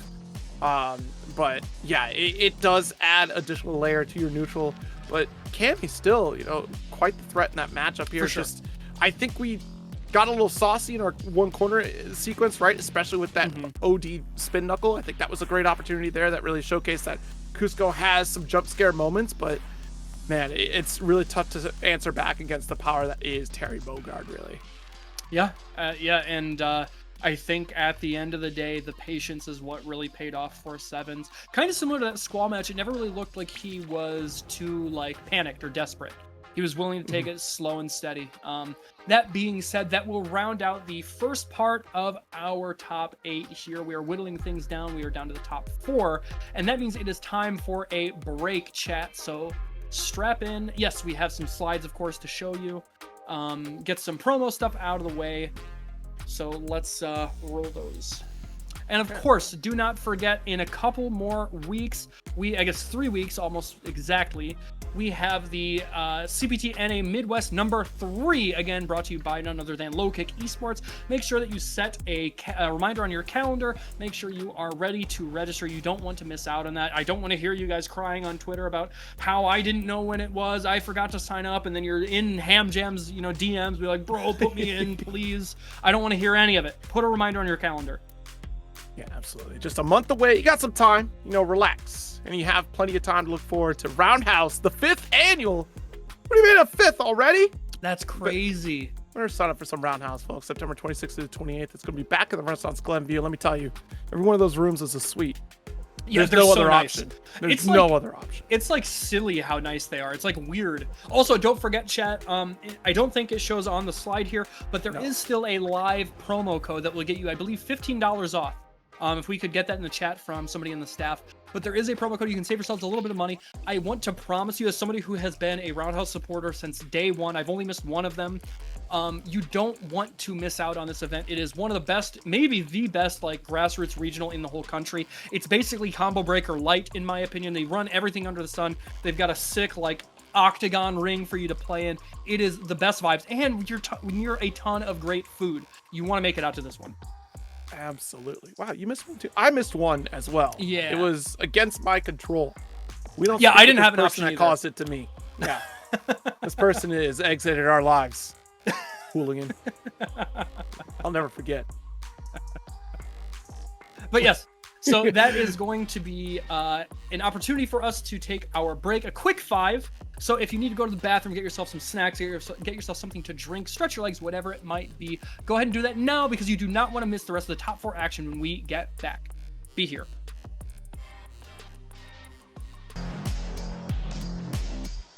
Welcome back. One and all, it's a glorious World Warrior Midwest number 2 for some Street Fighter 6 action here in our top 4 sequence. And honestly, it's been quite a ride throughout this bracket. A great character variety, but let's take a look who we got left over. HARMS and Stealth.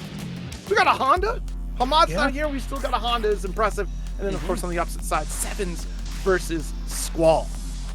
Yeah, I saw some people talking in chat, and I guess this is, on me for not being up on game, but a lot of people are suggesting that maybe HARMS is actually, like, the best Honda in NA. I saw some people saying that, like, Hamad kind of collaborates with him on, like, tech and matchup stuff. So I'm happy to see that he is, like, showing out and, proving his mettle, I guess.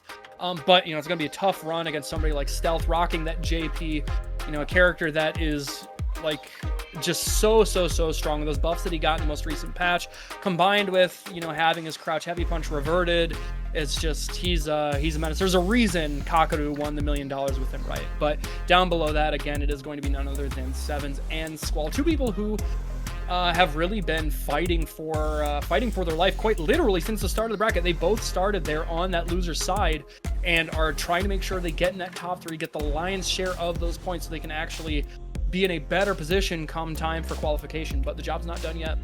No, not at all. I do believe we're probably going to kick it back off here in just a moment for our winner's side to start things off with Harms and Stealth to really decide who's going to be that losers finals before 7th and Squall step into the arena again. But yeah, that lion's share up the points. I mean, we still are what we're looking at right now. The least amount of points you can take is about 30 in terms of qualifying here, and that will all tally up for the finals in November. Again, we've already let you know about the next date for World Warrior. It's going to be happening next month, so make sure you get signed up for that if you missed tonight's event and you're within the region. So please definitely get your calendars filled out. Calendar's a powerful tool. In fact, weren't you saying that you have a calendar filled out? I do. People remember when it is. Maybe we can show that later. Yeah, I have a whole calendar of every World Warrior except for Japan, which I need to add. But yeah, let's get into this one here. It's going to be Sevens versus Harms, or Stealth, excuse me. Yeah, Stealth. And already right now we are seeing, Stealth making it difficult for Harms to feel comfortable, even in that mid-range. And that's what's so strong about JP is, like, he is, arguably the best zoner in the game. It's between him and Guile, right? But he still has that just devilish rushdown. The way he can control the mid-range with those disjointed buttons, and the way that he can instill his will. He's got high-low mix up. That level 2 is deadly. It's like he does it all. He's a jack of all trades. Kidding. I mean, look at this. The pressure in this corner, whittling away at that drive gauge. There's no hope for reversal here. No opportunity to live. Good God.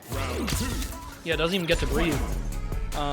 Stealth taking it there. And that's kind of how we saw things go when Stealth was fighting COOSCO earlier. Just really, like, in control the whole time. Ooh, the parry on departure. Nice jab out. Oh, just out of range there. Not able to get the pickup off of the, I think that's medium hands where he gets a conversion. Or maybe it's heavy. I can't remember. Go for the fears. Again, trap rush. Oh, okay. Oh, it's baited out. That's brutal. And look down at the bottom. Spending that level 3, of course. A quick first game for Stealth. Yes. I mean, that first round was absolutely devastating. That perfect, that literally tells you the whole set right then and there. There was no opportunity for Harms to get out of that corner. We destroyed any resources available for Harms. Yeah. So this continues though for Stealth. Okay, counter poking there with the jab buffer, and there it is. We saw the command grubs doing work in Harm's earlier set. Now, is it actually going to matter in the same way in this set?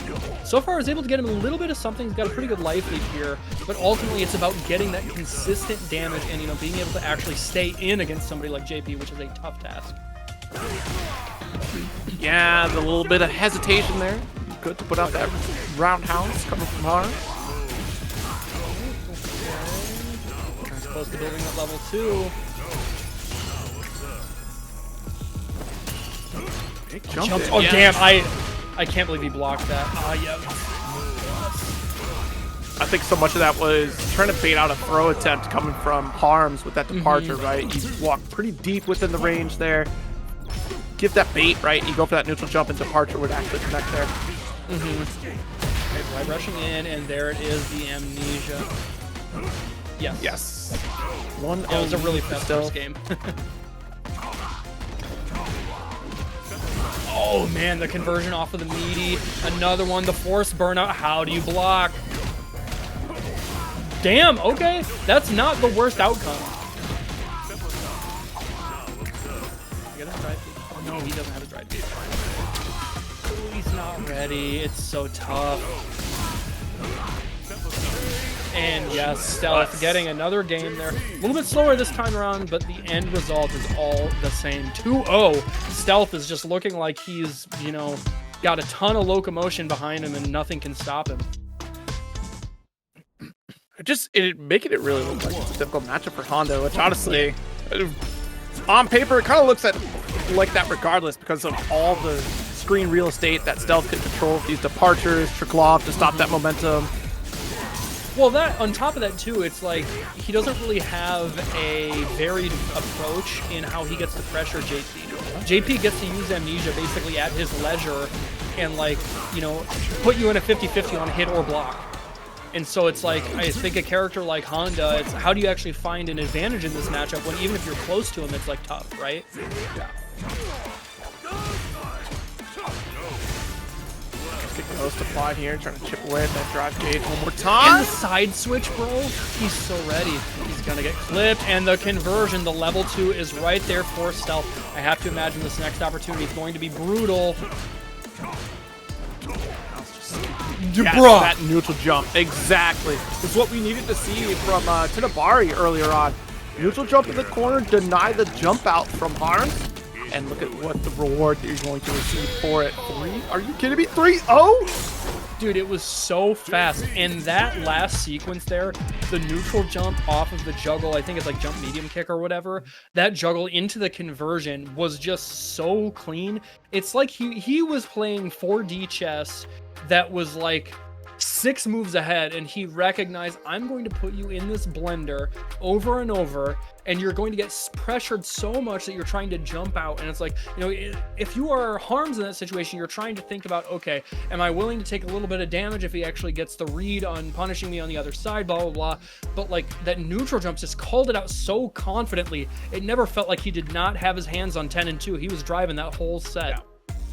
Very difficult for E-Honda to try to close that gap, to really try to maintain that control. Again, there's so much of that spacing that JP just owns really throughout that set. So yeah, that was rough. I do not envy being HARMS in that situation. That would feel bad. Okay, that means that Stealth will be sitting pretty and comfortably in grand finals. And now we are moving down to our losers semis. And again, that is going to be Sevens and Squall, 2 people that again have been clawing and fighting their way to get to this point. They want to make sure that their journey does not end short. How do you think this set's going to go? Man, the way that Squall has been just kind of owning the conversation throughout this entire top 8 with this Mai, I think it's going to be the pretty strongly favored for Mai. I mean, that's the easy go-to, right? That's a safe bet that Mai is probably going to come out on top of this in this matchup here. We'll see, though. Sevens also making great work, especially against COOSCO. But that's, I think, where it starts to falter a little bit there, right, in terms of matchups. But you're already dealing with a highly offensive character on the side of Cammy. I think the same thing is probably going to happen in this case, coming from Squall, with Mai being that same offending character. Yes. We'll see how the resource game really plays out between those two. Yeah, I think the resource is going to be the name of the game. I think you hit the nail right on the head. Now, it will be interesting in that, like, how the interaction between the fireballs go. Now, Mai obviously has a better fireball than Terry does, but like I think the benefit of the slow OD ground wave from Terry is going to set up a lot of like pressure sequences where he can get interesting mix-ups, you know, off of the drive rush. But is that even going to come into play? Is Squall going to give him that kind of breathing room? And you know, it's also interesting to note that we are in a deep in the top 8 part of the bracket. And we are seeing 2 SNK characters this deep in the bracket. Not even Street Fighter characters. It's CEO all over again. This is right? Grand Finals. So, because I was trying to remember exactly like how that matchup went between Lashar and NL, and just think about who really came out on top. And it was Terry that came out on top that time. And the tournament prior, it was Mai before that anyway. So these characters have been the face of the last few major events for Street Fighter 6. Yeah. No surprise to see him in a top 4 position here. And blocks it out there, but taking his turn back with that stand pierce, the huge jump, and it's a good chunk of damage. He doesn't choose to, like, he could have gotten a little more drive gauge out of that, but most importantly, he wants that corner position, tries to catch him back dashing with that force or the stand pierce again. Sevens wants to get out of the corner, no such luck. Strong, trying to threaten that space again, and look at the way that we're playing against Fan. Take a step back in a fierce.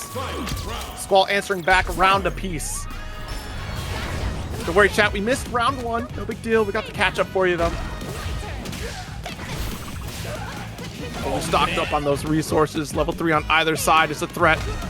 See Squall owning that corner. You're exactly right, and he did that so well against COOSCO. He's done it so well in all of this top 8. He understands the spacing. He understands when he needs to reel it back in. He keeps his hands close to his chest. He's not going to overextend. He's a veteran. He's here waiting for you to waste away on the drive parry. Ooh, I love that delay throw. Looking for something, you know, whether it's going to be delay button, ODDP, drive reversal, whatever it might be. Understanding when he needs to play a little conservative is Sevens. And we saw that earlier in his set. He's willing to play patient. Nice. But just as I say that, oh, he dropped it. Okay. He has another chance to live. You are lingering on that parry for far too long, Squall. We get tossed for the trouble. A couple of neutral jumps. We want to rebuild that drive gauge without giving up too much ground and get closer to the problem that will start whittling away at it here. Space has been so important for both these players here. We do get the super right over the fireball. So good. I love that empty jump into, like, essentially baiting that fireball. That was so smart from Squall. He was plotting that, you know, probably 10 seconds ago.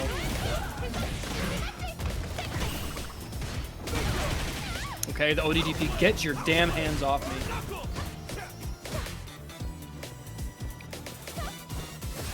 Here, try to get the medium. Nice. Oh, man. And that's the power of the fireball, man. That OD fireball is so damn strong. Yep, that's going to hit ya. Dude. My, taking another round. Not even robbery, that was just bullying. Yeah. This is kind of what we expected here, right? Because this was the problem that Sevens showcased against COOSCO. Just once we get stuck in that corner position, a character like like Cammy that can bully, there's some difficulty here for Sevens to get out. Needs a little bit of that breathing room to activate Power Wave, threaten with Burn Knuckle. I like that bait. Yep, I would have done level 1 too. Force the situation. Yes, okay. Able to get the burnout here, take advantage of that, controlling this corner position here. And I think Terry does this really well. He's got that good DP, you know, crack shoot really helps. And just like that, Sevens with a round on the board, a perfect, no less. Those 7 letters meaning oh so much as we get into this next round. That was strong. Throw. Blade throw. Oh, yeah, he's done that a couple times now. Gonna go into the level 1. A good chunk of damage, but most importantly, giving him those ever-important fire stocks to let him bully even worse. And honestly, if you're Squall, you take that ODDP. Look at the drive gauge.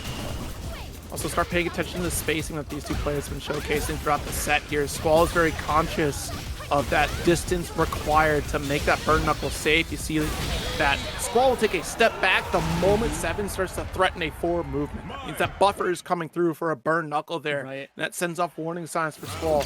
Getting in a very uncomfortable position for that Burn Knuckle allows for that punish. Squall is certainly going to take advantage of it. Yeah, you're exactly right. A very astute observation, my friend. Well, thank you. Keen eye. Oh, talk about a keen eye. Checking the toes is Sevens, getting the drive rush counter, or the drive rush conversion off the crouching medium kick. And now again, he has this position where he gets to just poke and bully and prod at Squall with his back to the wall here. Just needs to make sure he does not let him out of that corner. He tried. Oh, but the back throw. This could be all he needs. That's the one flaw there. Oh my goodness. Hold on a second. I'll finish that thought in just a moment. We got to see if this combo finishes, and it will. Nice job from Sevens, but I was going to say that stand medium kick, that's the one flaw here from Mai, right? You have that distance that leaves a lingering hurt box there. It allows for that ODDP to connect. Gives that a better opportunity here for Sevens to gain more ground.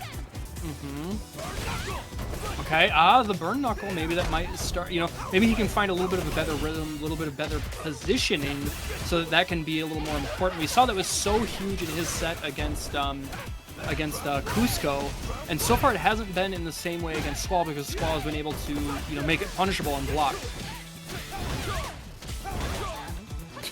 How many shoulder checks are we going to get, please? He's got to worry about getting burnt out. Oh, the back throw. Very smart play. I would, you know what? I would have done it too. Like, force it out of him. You're up 2-0.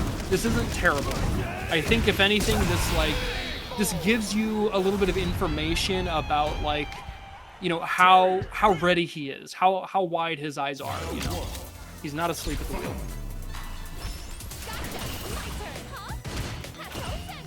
That's the deepest pan. Like, caught the ankle. Like, you kidding me? That was still there.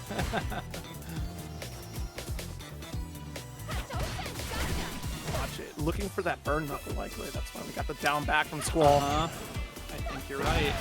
Oh, what a huge punish. And getting the pickup, too. From that range, it was a little awkward.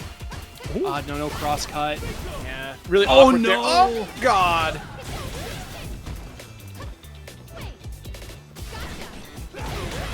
Oh, good DP. Squall just always ready to put himself in a winning position. That forward throw, punish counter, a ton of damage. The drive gauge is low. He is in a prime position. Get off me, please. I don't blame him. I feel that way fighting Mai too. You never know when that's going to be the last ODDP in those corner situations sometimes. Here we go. Throw.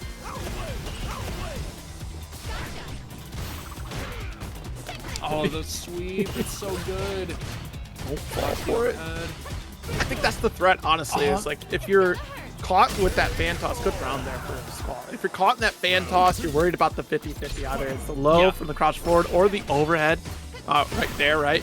And if you're too early on the crouch block, then that's overhead opportunity. Oh, almost got whiff punished with that fan. But the light conversions land its mark for SQUALL. And it's not even about landing damage. You know, you'll notice that most of these interactions aren't doing much damage. It's all about that corner. He wants to push her to the corner, or push him to the corner, so he can get the throw, so he can get the drive gauge damage, you know? See, and that's the other thing, right? That new change for that fan, being able to walk back after the bounce, right? So try to take advantage of it. But if your back is against the wall, you've lost the real estate to, gain any more ground away from it. They're playing patient, not trying to overextend here. But that's been how SQUALL has fought this so far. He's actually kind of turned the tide for how things went against, or went with sevens earlier. But finally, we do see a little bit of a light conversion into this level 3. Means a decent amount of damage, but most importantly, it's going to be under that 1 bar of drive gauge threshold. And he caught him pressing. He's getting a little too anxious, trying to go a little too deep there with that pressure. And look at what it's turned into for SQUALL. Tech, very brave one at that from sevens. Necessary to survive. SQUALL threatening that space. Just needs one more round. No! Tosses the fan! Oh, no, he's not dead. Parry here. Nice jab out. There's so many resources on the side of SQUALL. Oh, my Not God. enough to finish. 14 seconds left. You have the life lead. Yeah, he does. He does have the life lead. Oh, my God. Yes, Odie Fireball. Okay, and he beats. Oh my! All on that? That was crazy. I don't even like. There wasn't. No, you. I know what you're about to say. There was not a burnout when he threw that deep. Right. There was literally not a burnout there. That was such a crazy interaction, and it had everything. It had patience, it had fundamentals, and a little bit of luck. And sometimes that is what it takes. SQUALL is not going to turn that down. A dub is a dub is a dub. And he is going to take it. He moves on. He's still alive on this loser side. You can't look back at that replay. If you're sevens, you can never watch that replay again. Delete it from your system right now. That was crazy. Don't look at the VOD. Ask low kick to scratch that for the VOD. There's no way SQUALL knew. Are you kidding? There's no way. There is no way you knew that sevens was going to try to dry parry in his face. There's no way. I knew it. Yeah, okay. Thank you, SQUALL, for setting the record straight. We are not getting, we're not getting any sort of conspiracy theory, no convolution, no conflation. He's being honest, and I respect that, damn it. He might be playing Mai, which is not an honest character, but at least he will be honest about his intentions. I'll burn out right now. I got a game lead. No big deal. Yep. Get to your losers finals match, bro. Get to. That was a good set.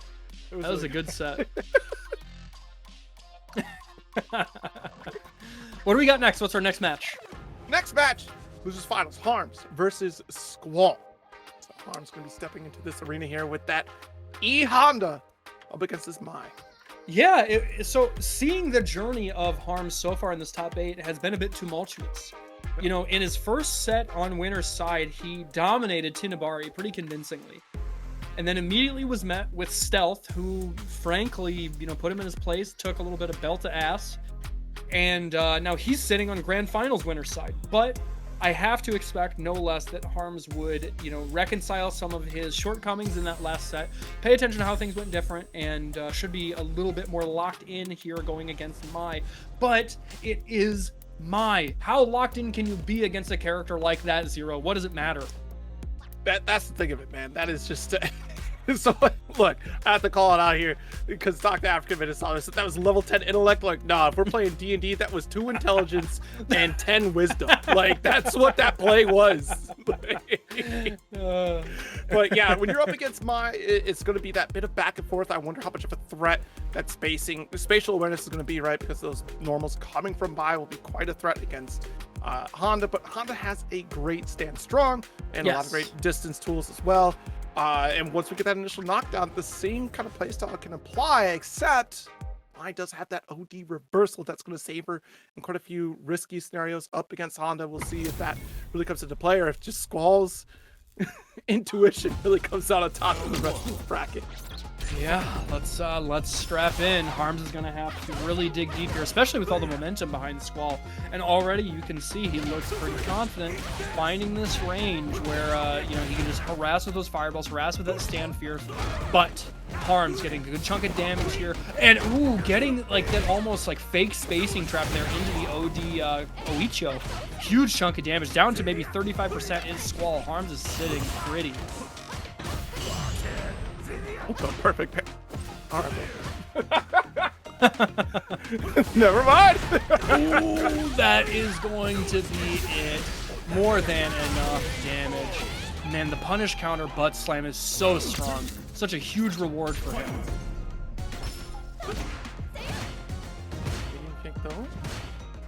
And to get the stand fierce, quite the button for Honda in this matchup. Oh no. Oh man, look at him go. Oh, he's trying to bait out a DP 100%. No kidding. You see that high-low potential here with that fan toss. That distance, though, that crouch forward is the safe bet. Go for the crouch block coming from Harms. Okay, the forward throw from Squall. This is how it gets started. We know she has arguably the best throw loop in the game. Once she gets you to that corner, this might be all she wrote. Look at it. Toss. Oh. Coming to get you, son. Oh man, the whiff punish. Squall was ready. He will be able to kill with this level 1 or level 2, excuse me. That is more than enough, able to conserve a bar of drive gauge. And as we know, that is ever important for Mai. You know, it gives her access to those fire stocks, which just buff her in such tremendous ways. Full screen, checking the reactions. Got that perfect parry.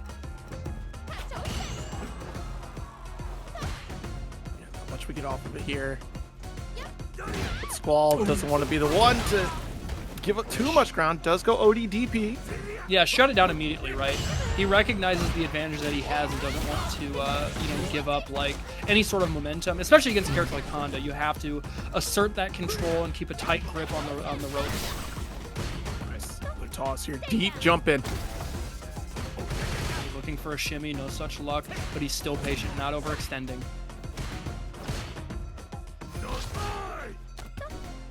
Forward throw. Nice. Throw owns his position. I don't like that buffer, bro. Stop doing that.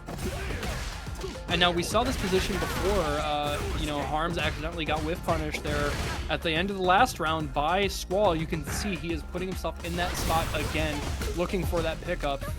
Ooh, pushed out of that second hit on the fan though, but it's still going in Squall's favor with this lead. We're on a razor's edge with this drive gauge, but one final hit is all that Squall will need. As long as we don't burn out! Oh, what a block. You know what? I respect it. You know, he had, like, Squall had been doing a great job of checking the forward movement from Harms. And so you make that big gamble there, and if you do actually land it, it's going to do a ton of, you know, mental damage. So I respect the attempt, even if it didn't work out. It's the first game. It's at that range that we've seen a lot of fierce, it's a fan toss, right? So it was a fair call to go for that super at that position. There's a lot of history between that back and forth throughout that first game that allowed for that to happen. Okay. Yeah, convincing round that time around. Everything went, you know, went Harms' way. And that's how it goes with Honda sometimes. If you guess wrong like twice, it's probably a wrap because he does so much damage. Fan, big jump in. Ooh, okay. That is an option. That armor helps against fireball characters. Ooh, he's out of there. Look, I love that hurt box manipulation to avoid that fan too. Mm-hmm. Okay. again. Back to this corner. Squall has been controlling it with an iron fist. There's one throw. How many do we got? No crosscut. But he's still out of there.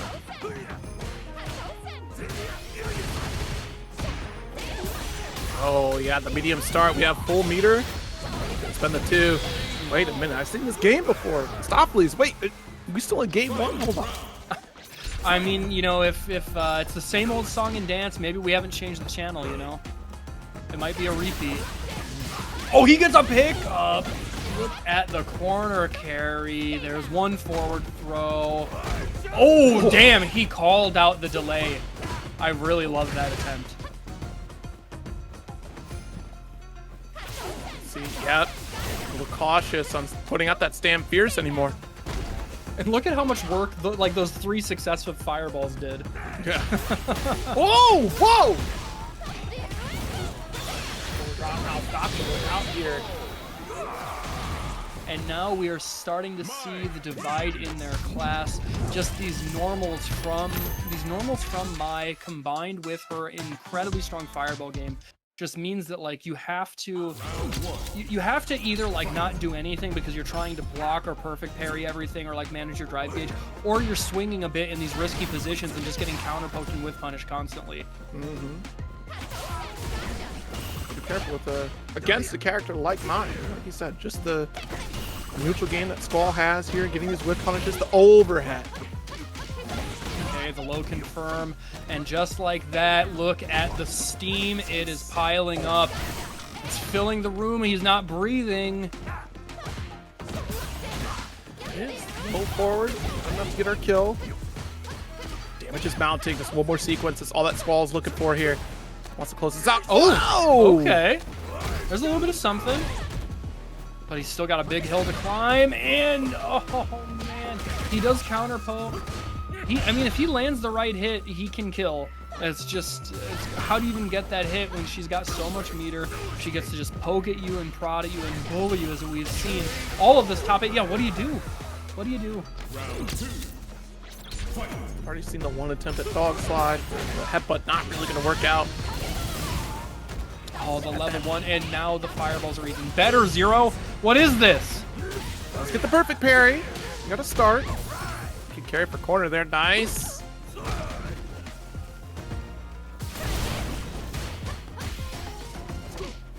There we go. Air to air. Perfect parry. The side swap is a little unfortunate there for Harms. Beneficial for Squall, of course, who still has one more stock. Oh, did he my hit? God. Okay. This is huge, and this is level 3. This is going to put him down to about 60% drive, about 40% drive gauge, excuse me.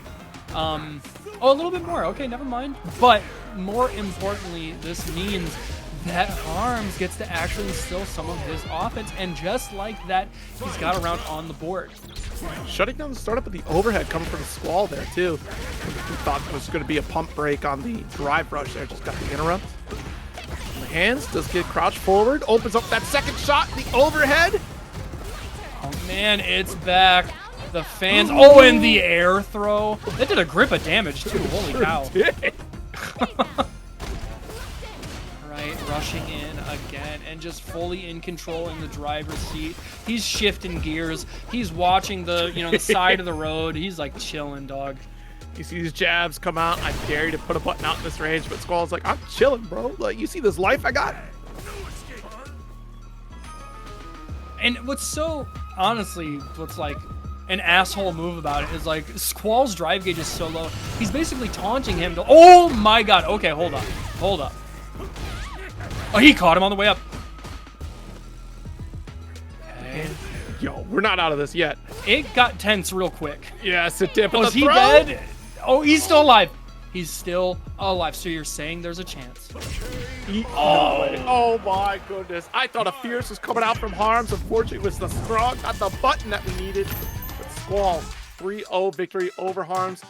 Rising through one hell of a loser's run. I mean, seriously, look back at this bracket, because Squall knocked down the losers pretty early on by nice one and made quite a run. 2-0 versus Joey, 2-0 versus El Seco, 2-0 over Jack, 2-1 over Magnegro, and then back into this top 8 with 3-2 versus DEZNERE, 3-0 over TINIBARI, 3-2 over Sevens, and now 3-0 over Harms to make it into this grand finals. Earlier in this top 8, I talked about maybe some players kind of running out of steam as we get into the longer part of this bracket. You know, some of these matches have been very tenuous and, you know, take a lot out of you. And when it comes to having that kind of stamina and like wherewithal, I think veteran players really shine. And Squall has been around a long time. You know, he's part of that UNC status for sure. And so if he's got the experience, he's got, you know, that lung control, he's got the cardio work put in, he can run the marathon. And we're seeing that right now, even in some of these sets that are like 3-2, 3-1. You know, even if he's not winning convincingly, he can maintain his composure as it drags on and edge it out. Is that going to happen in this next set? Yeah, we'll have to find out. But of course, let's take a look at our upcoming events as well before we get into this grand finals. That next World Warrior Midwest event is already here. Definitely check it out. It'll be happening August 16th, actually, for that online tournament. That's a little off of my calendar. That's the next one, really? Midwest 3? Fascinating. Okay, all right. My calendar's wrong, chat. What the heck? But then... Okay, yeah, because the schedule does say the 23rd. Either way, Roundhouse, 26th through the 28th of September. We're going to be back at that Renaissance Glenview. Make sure you use that discount code. I believe it's going to be FGC EB100 for $15 off your ticket to Roundhouse Tag. Yes, be sure to sign up, mark your calendars. You don't want to miss either of those events. I assure you they are worth it. Now, let's get strapped in, folks. Get your seats ready, kick your shoes off, recline, because we are gearing up for the grand finals. It has been a long, arduous journey, and we are finally here to see who wins the lion's share of these points here at CPTNA Midwest number 2, brought to you by none other than Low Kick Esports. If you haven't already, please be sure to give these guys a follow, both on Twitch and YouTube. They are dual streaming. You know, this is the future. Everybody's trying to make sure they get max CPM, make sure they get the most out of their content creation. Do not miss out on anything. Stay up to date, please. Absolutely. We'll get right into this here. They are allowed to go. Pull the trigger. Let's start the set. Get into it here. So with this matchup coming up, right, we've got Mai versus JP. Yeah, this is a matchup we see a bit of in Japan, and I guess Asia in general. Like, you know, both these characters are represented commonly. We've got people like Ryusei, Kakaru, everybody and their brother in Asia plays Mai. And so we see this at a high level. I think this matchup is my favorite simply because of like how strong her fireball is, and more importantly, how strong her meaty fireball is when you're knocked down. It's maybe the best in the game, and we know JP struggles with that. Yeah, it's going to be fascinating to see how this plays, because we kind of thought the same thing was going to happen on the side of Stealth versus Harms here, where E-Honda would kind of be the bully against JP, but again, very different take, right, in terms of trying to close the gap. We even thought that for COOSCO, right, to be that aggressor with Cammy, which is probably the closest archetype you're going to get with Mai, with the exception of, well, obviously Mai has a fireball. Sure, right. And now look at that. She's got her drive gauge back, and suddenly things are a lot more potent. And we see it already starting. There's a huge pickup, going for the frame kill and backing up a little bit, you know, maybe worried about the amnesia. I love the ODDP early on to set the tone, and now he gets to instill his will, and he baits out the amnesia. Squall in a bit of a slugfest there, takes that first round. Jeez, very confident walk forward here, so Stealth's going to take advantage of that crouch forward of their own departure to back it up even. And carrying that, he does actually get the cross up, and the ever important side switch there from Squall, already putting, oh, that crouching medium kick was so important, and even gets the counter hit there in the frame trap overhead, the conversion. Stealth is so ready. I'm really impressed with his game plan thus far throughout all of this top 8. Oh, the DP? Yeah, wasn't even OD? Good. Excellent timing. That was gapped right between the departure activation, too. Yeah, you're exactly right. And this is how it starts. Looking to bait it out, and he's already on that next layer. Stealth with that delay jab, or excuse me, delay crouch medium punch, is able to get the conversion. Now we're tied up at 1 apiece. That was so sick. The awareness there, I could talk about that for 10 minutes. That was so smart from Squall. He's really good at the video game. kind of good, yeah.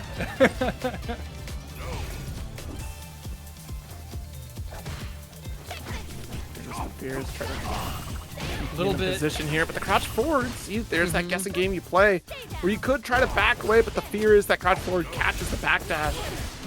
Oh, he interrupts. He sniffed out that timing, able to put a kibosh on that that OD departure setup, and now suddenly the drive gauge is going to shift. It'll be slight advantage for SQUALL, but most importantly, he has that huge screen positioning. It means he gets to instill his will in a big way. Oh no!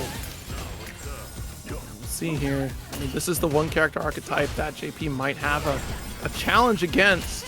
It's great aggression, projectile to keep JP locked in, even with departure on the field. That means the teleport is down and out when we get the double bounce off those fans. Okay, he's going for the level 2. He wants to try and mix him to death, and that is going to be it. The confidence in Stealth's gameplay. I'm really impressed in his like decision making when it comes to these moments of, you know, essentially like kind of taking a turn back in like these tense defensive moments and not cashing out for like what could be a kill. There have been a couple of these moments where like, he's had full resources and he could probably do a full combo dash to get the kill, but he's so confident in his decision making in neutral that he's willing to set up more of these interactions and believes that he can get the job done. Oh, that, I thought he was gonna like pick that up again. That was about to be so sick. Look at this bully. He's trying to stuff him in a locker, Zero. He's dunking him in the toilet. He's putting him in the trash can. He's giving him a wedgie. SQUALL is nerd. just being an ass. Yeah. You're out here doing mathematics and playing with cash money. Go out there and do some sports or something, man.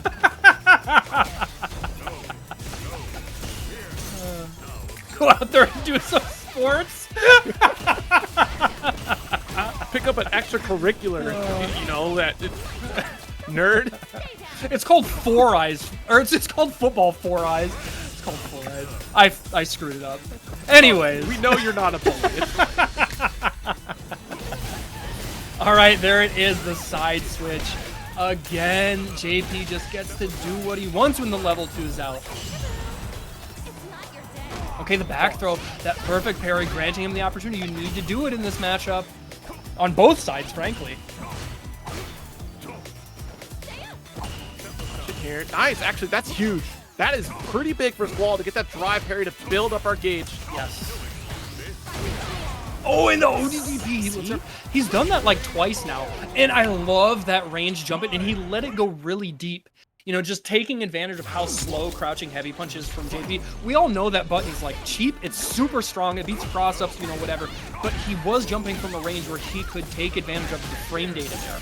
But even bigger as well is the fact that we did that no drive parry just in the nick of time to allow for that ODDP to get that victory there. If we didn't do drive parry, we would have been burned out. Different story here. But now SQUALL about to be burned out in the first round of game number 3 till drive parry. Look at the drive gauge, and he forces the burnout. That is fine for Stealth. Gets the trip guard punish counter, and another round on the board for him. This is just a slugfest between these two. Back and forth like a pendulum. Okay, trade out. Use on the projectile.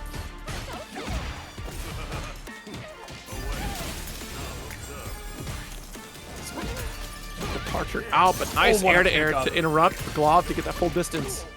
Woo! Okay, not biting on the frame trap there, going for these stagger buttons, but Stealth believes in his defense. There, finally, something lands, the low conversion off of the lights. Now SQUALL pushing Stealth back to the wall here. Oh, no crosscut. At the very least, though, you got out of the corner. You did have to pay the corner tax, though, to do it.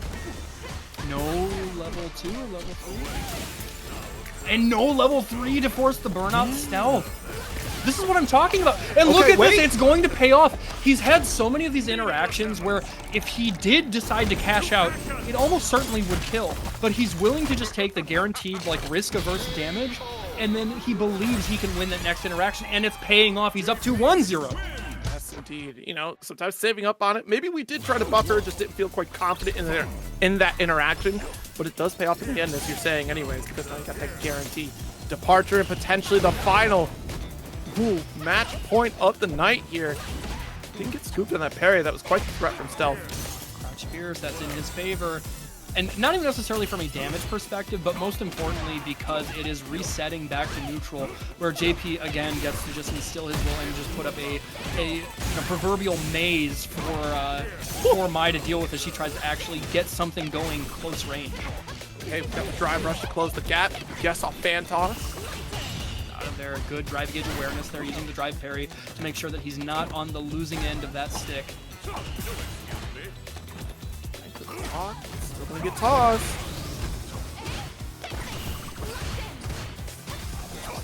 Still gonna take our turn. Thanks to that drive rush though.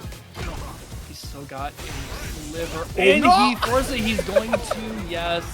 I love that. You know, I truly believe if Squall had actually gone for a jump button, like a jump attack, the hurt box would have gotten clipped by that fireball. So his choice to empty jump, whether it was, you know, reading that fireball or not, ultimately was a sound strategy that literally won him that round.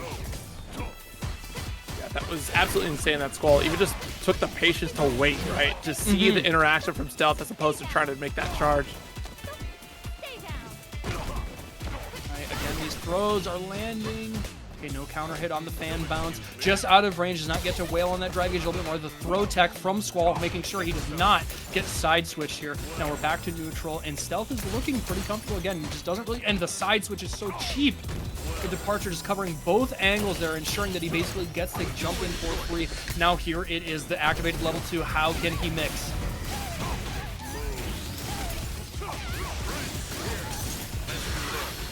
One. God, the level 1. I had to hold my breath. I had to see.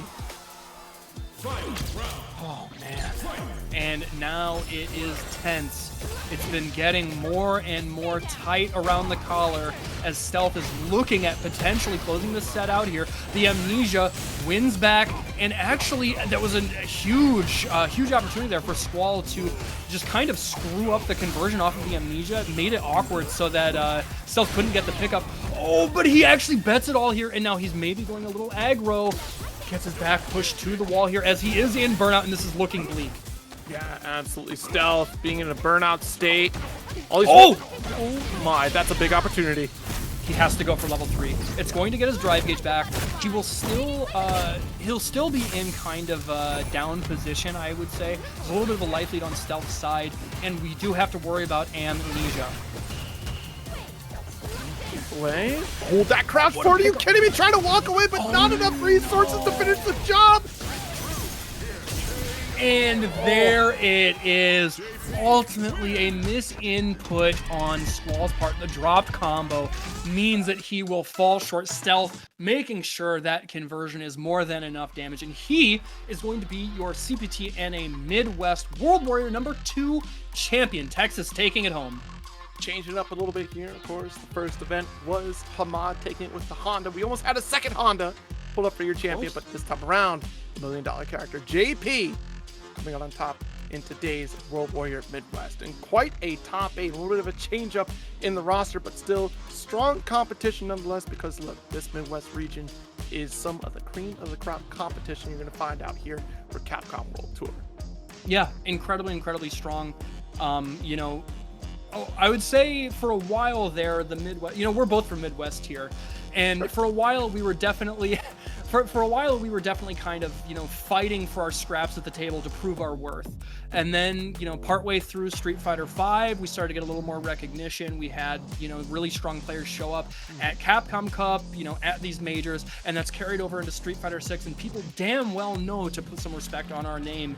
And it is not, you know, coming up short at all in these brackets. We are getting great representation, and whomever does finally make it into Capcom Cup this year, they're going to do a great job, I'm sure. But we're not done yet. We're only in the #2. Number 3 is in a few weeks, so make sure that you guys are signing up. Keep it on your calendars. You don't want to miss out. And production, do we maybe have like a top 8 graphic we can take a look at to have like a rundown to see who all?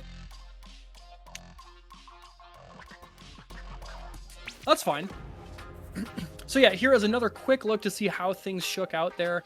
Again, we do have Jackie Tan and DEZNERE, you know, bowing out, tying in 7th.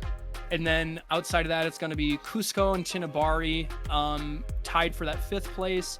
And then 4th place is going to be Sevens, Harms is going to be in third, Squall in second place, and then Stealth. Again, Texas for the second time in a row taking it here. Ohio, we got to do better. Simply do better, Ohio. And also, that's not all for the weekend of Capcom Pro Tour action. There's still more World Warrior events happening tomorrow. We have Asia South, number 2, France 2, Spain and Portugal will be happening tomorrow. And of course, I believe that's Canada and California West. There is not one today after us. Is it? No, Latin America's not today. I don't even have them this week at all, actually. Oh, I have to double check. But either way, also South Asia East number 2 is happening tomorrow as well. It's a full docket of World Warrior competition. I'm trying to double check where that Latin America is, at least for the next one. But yeah, still plenty more to come here. It's always a weekend full. So would you see the Midwest pull up? That's usually meaning the start of another wave of a ton of brackets for World Warrior. So keep an eye out. Most of the Latin America competition happened last Sunday.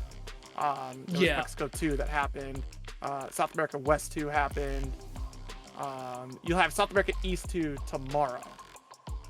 Okay. Keep that. Yeah, there's just about every weekend during the CPT season, there's always something to watch, whether it's a major World Warrior stuff going on, whatever it might be. But that is going to wrap it up again for us. Thank you guys so much for tuning in. It was a quick bracket tonight, but nothing short of incredible, intense action.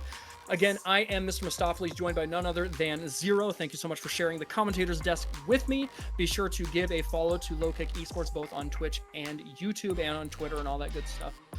And that will be it from us. Thank you guys so much and have a great night. Later days.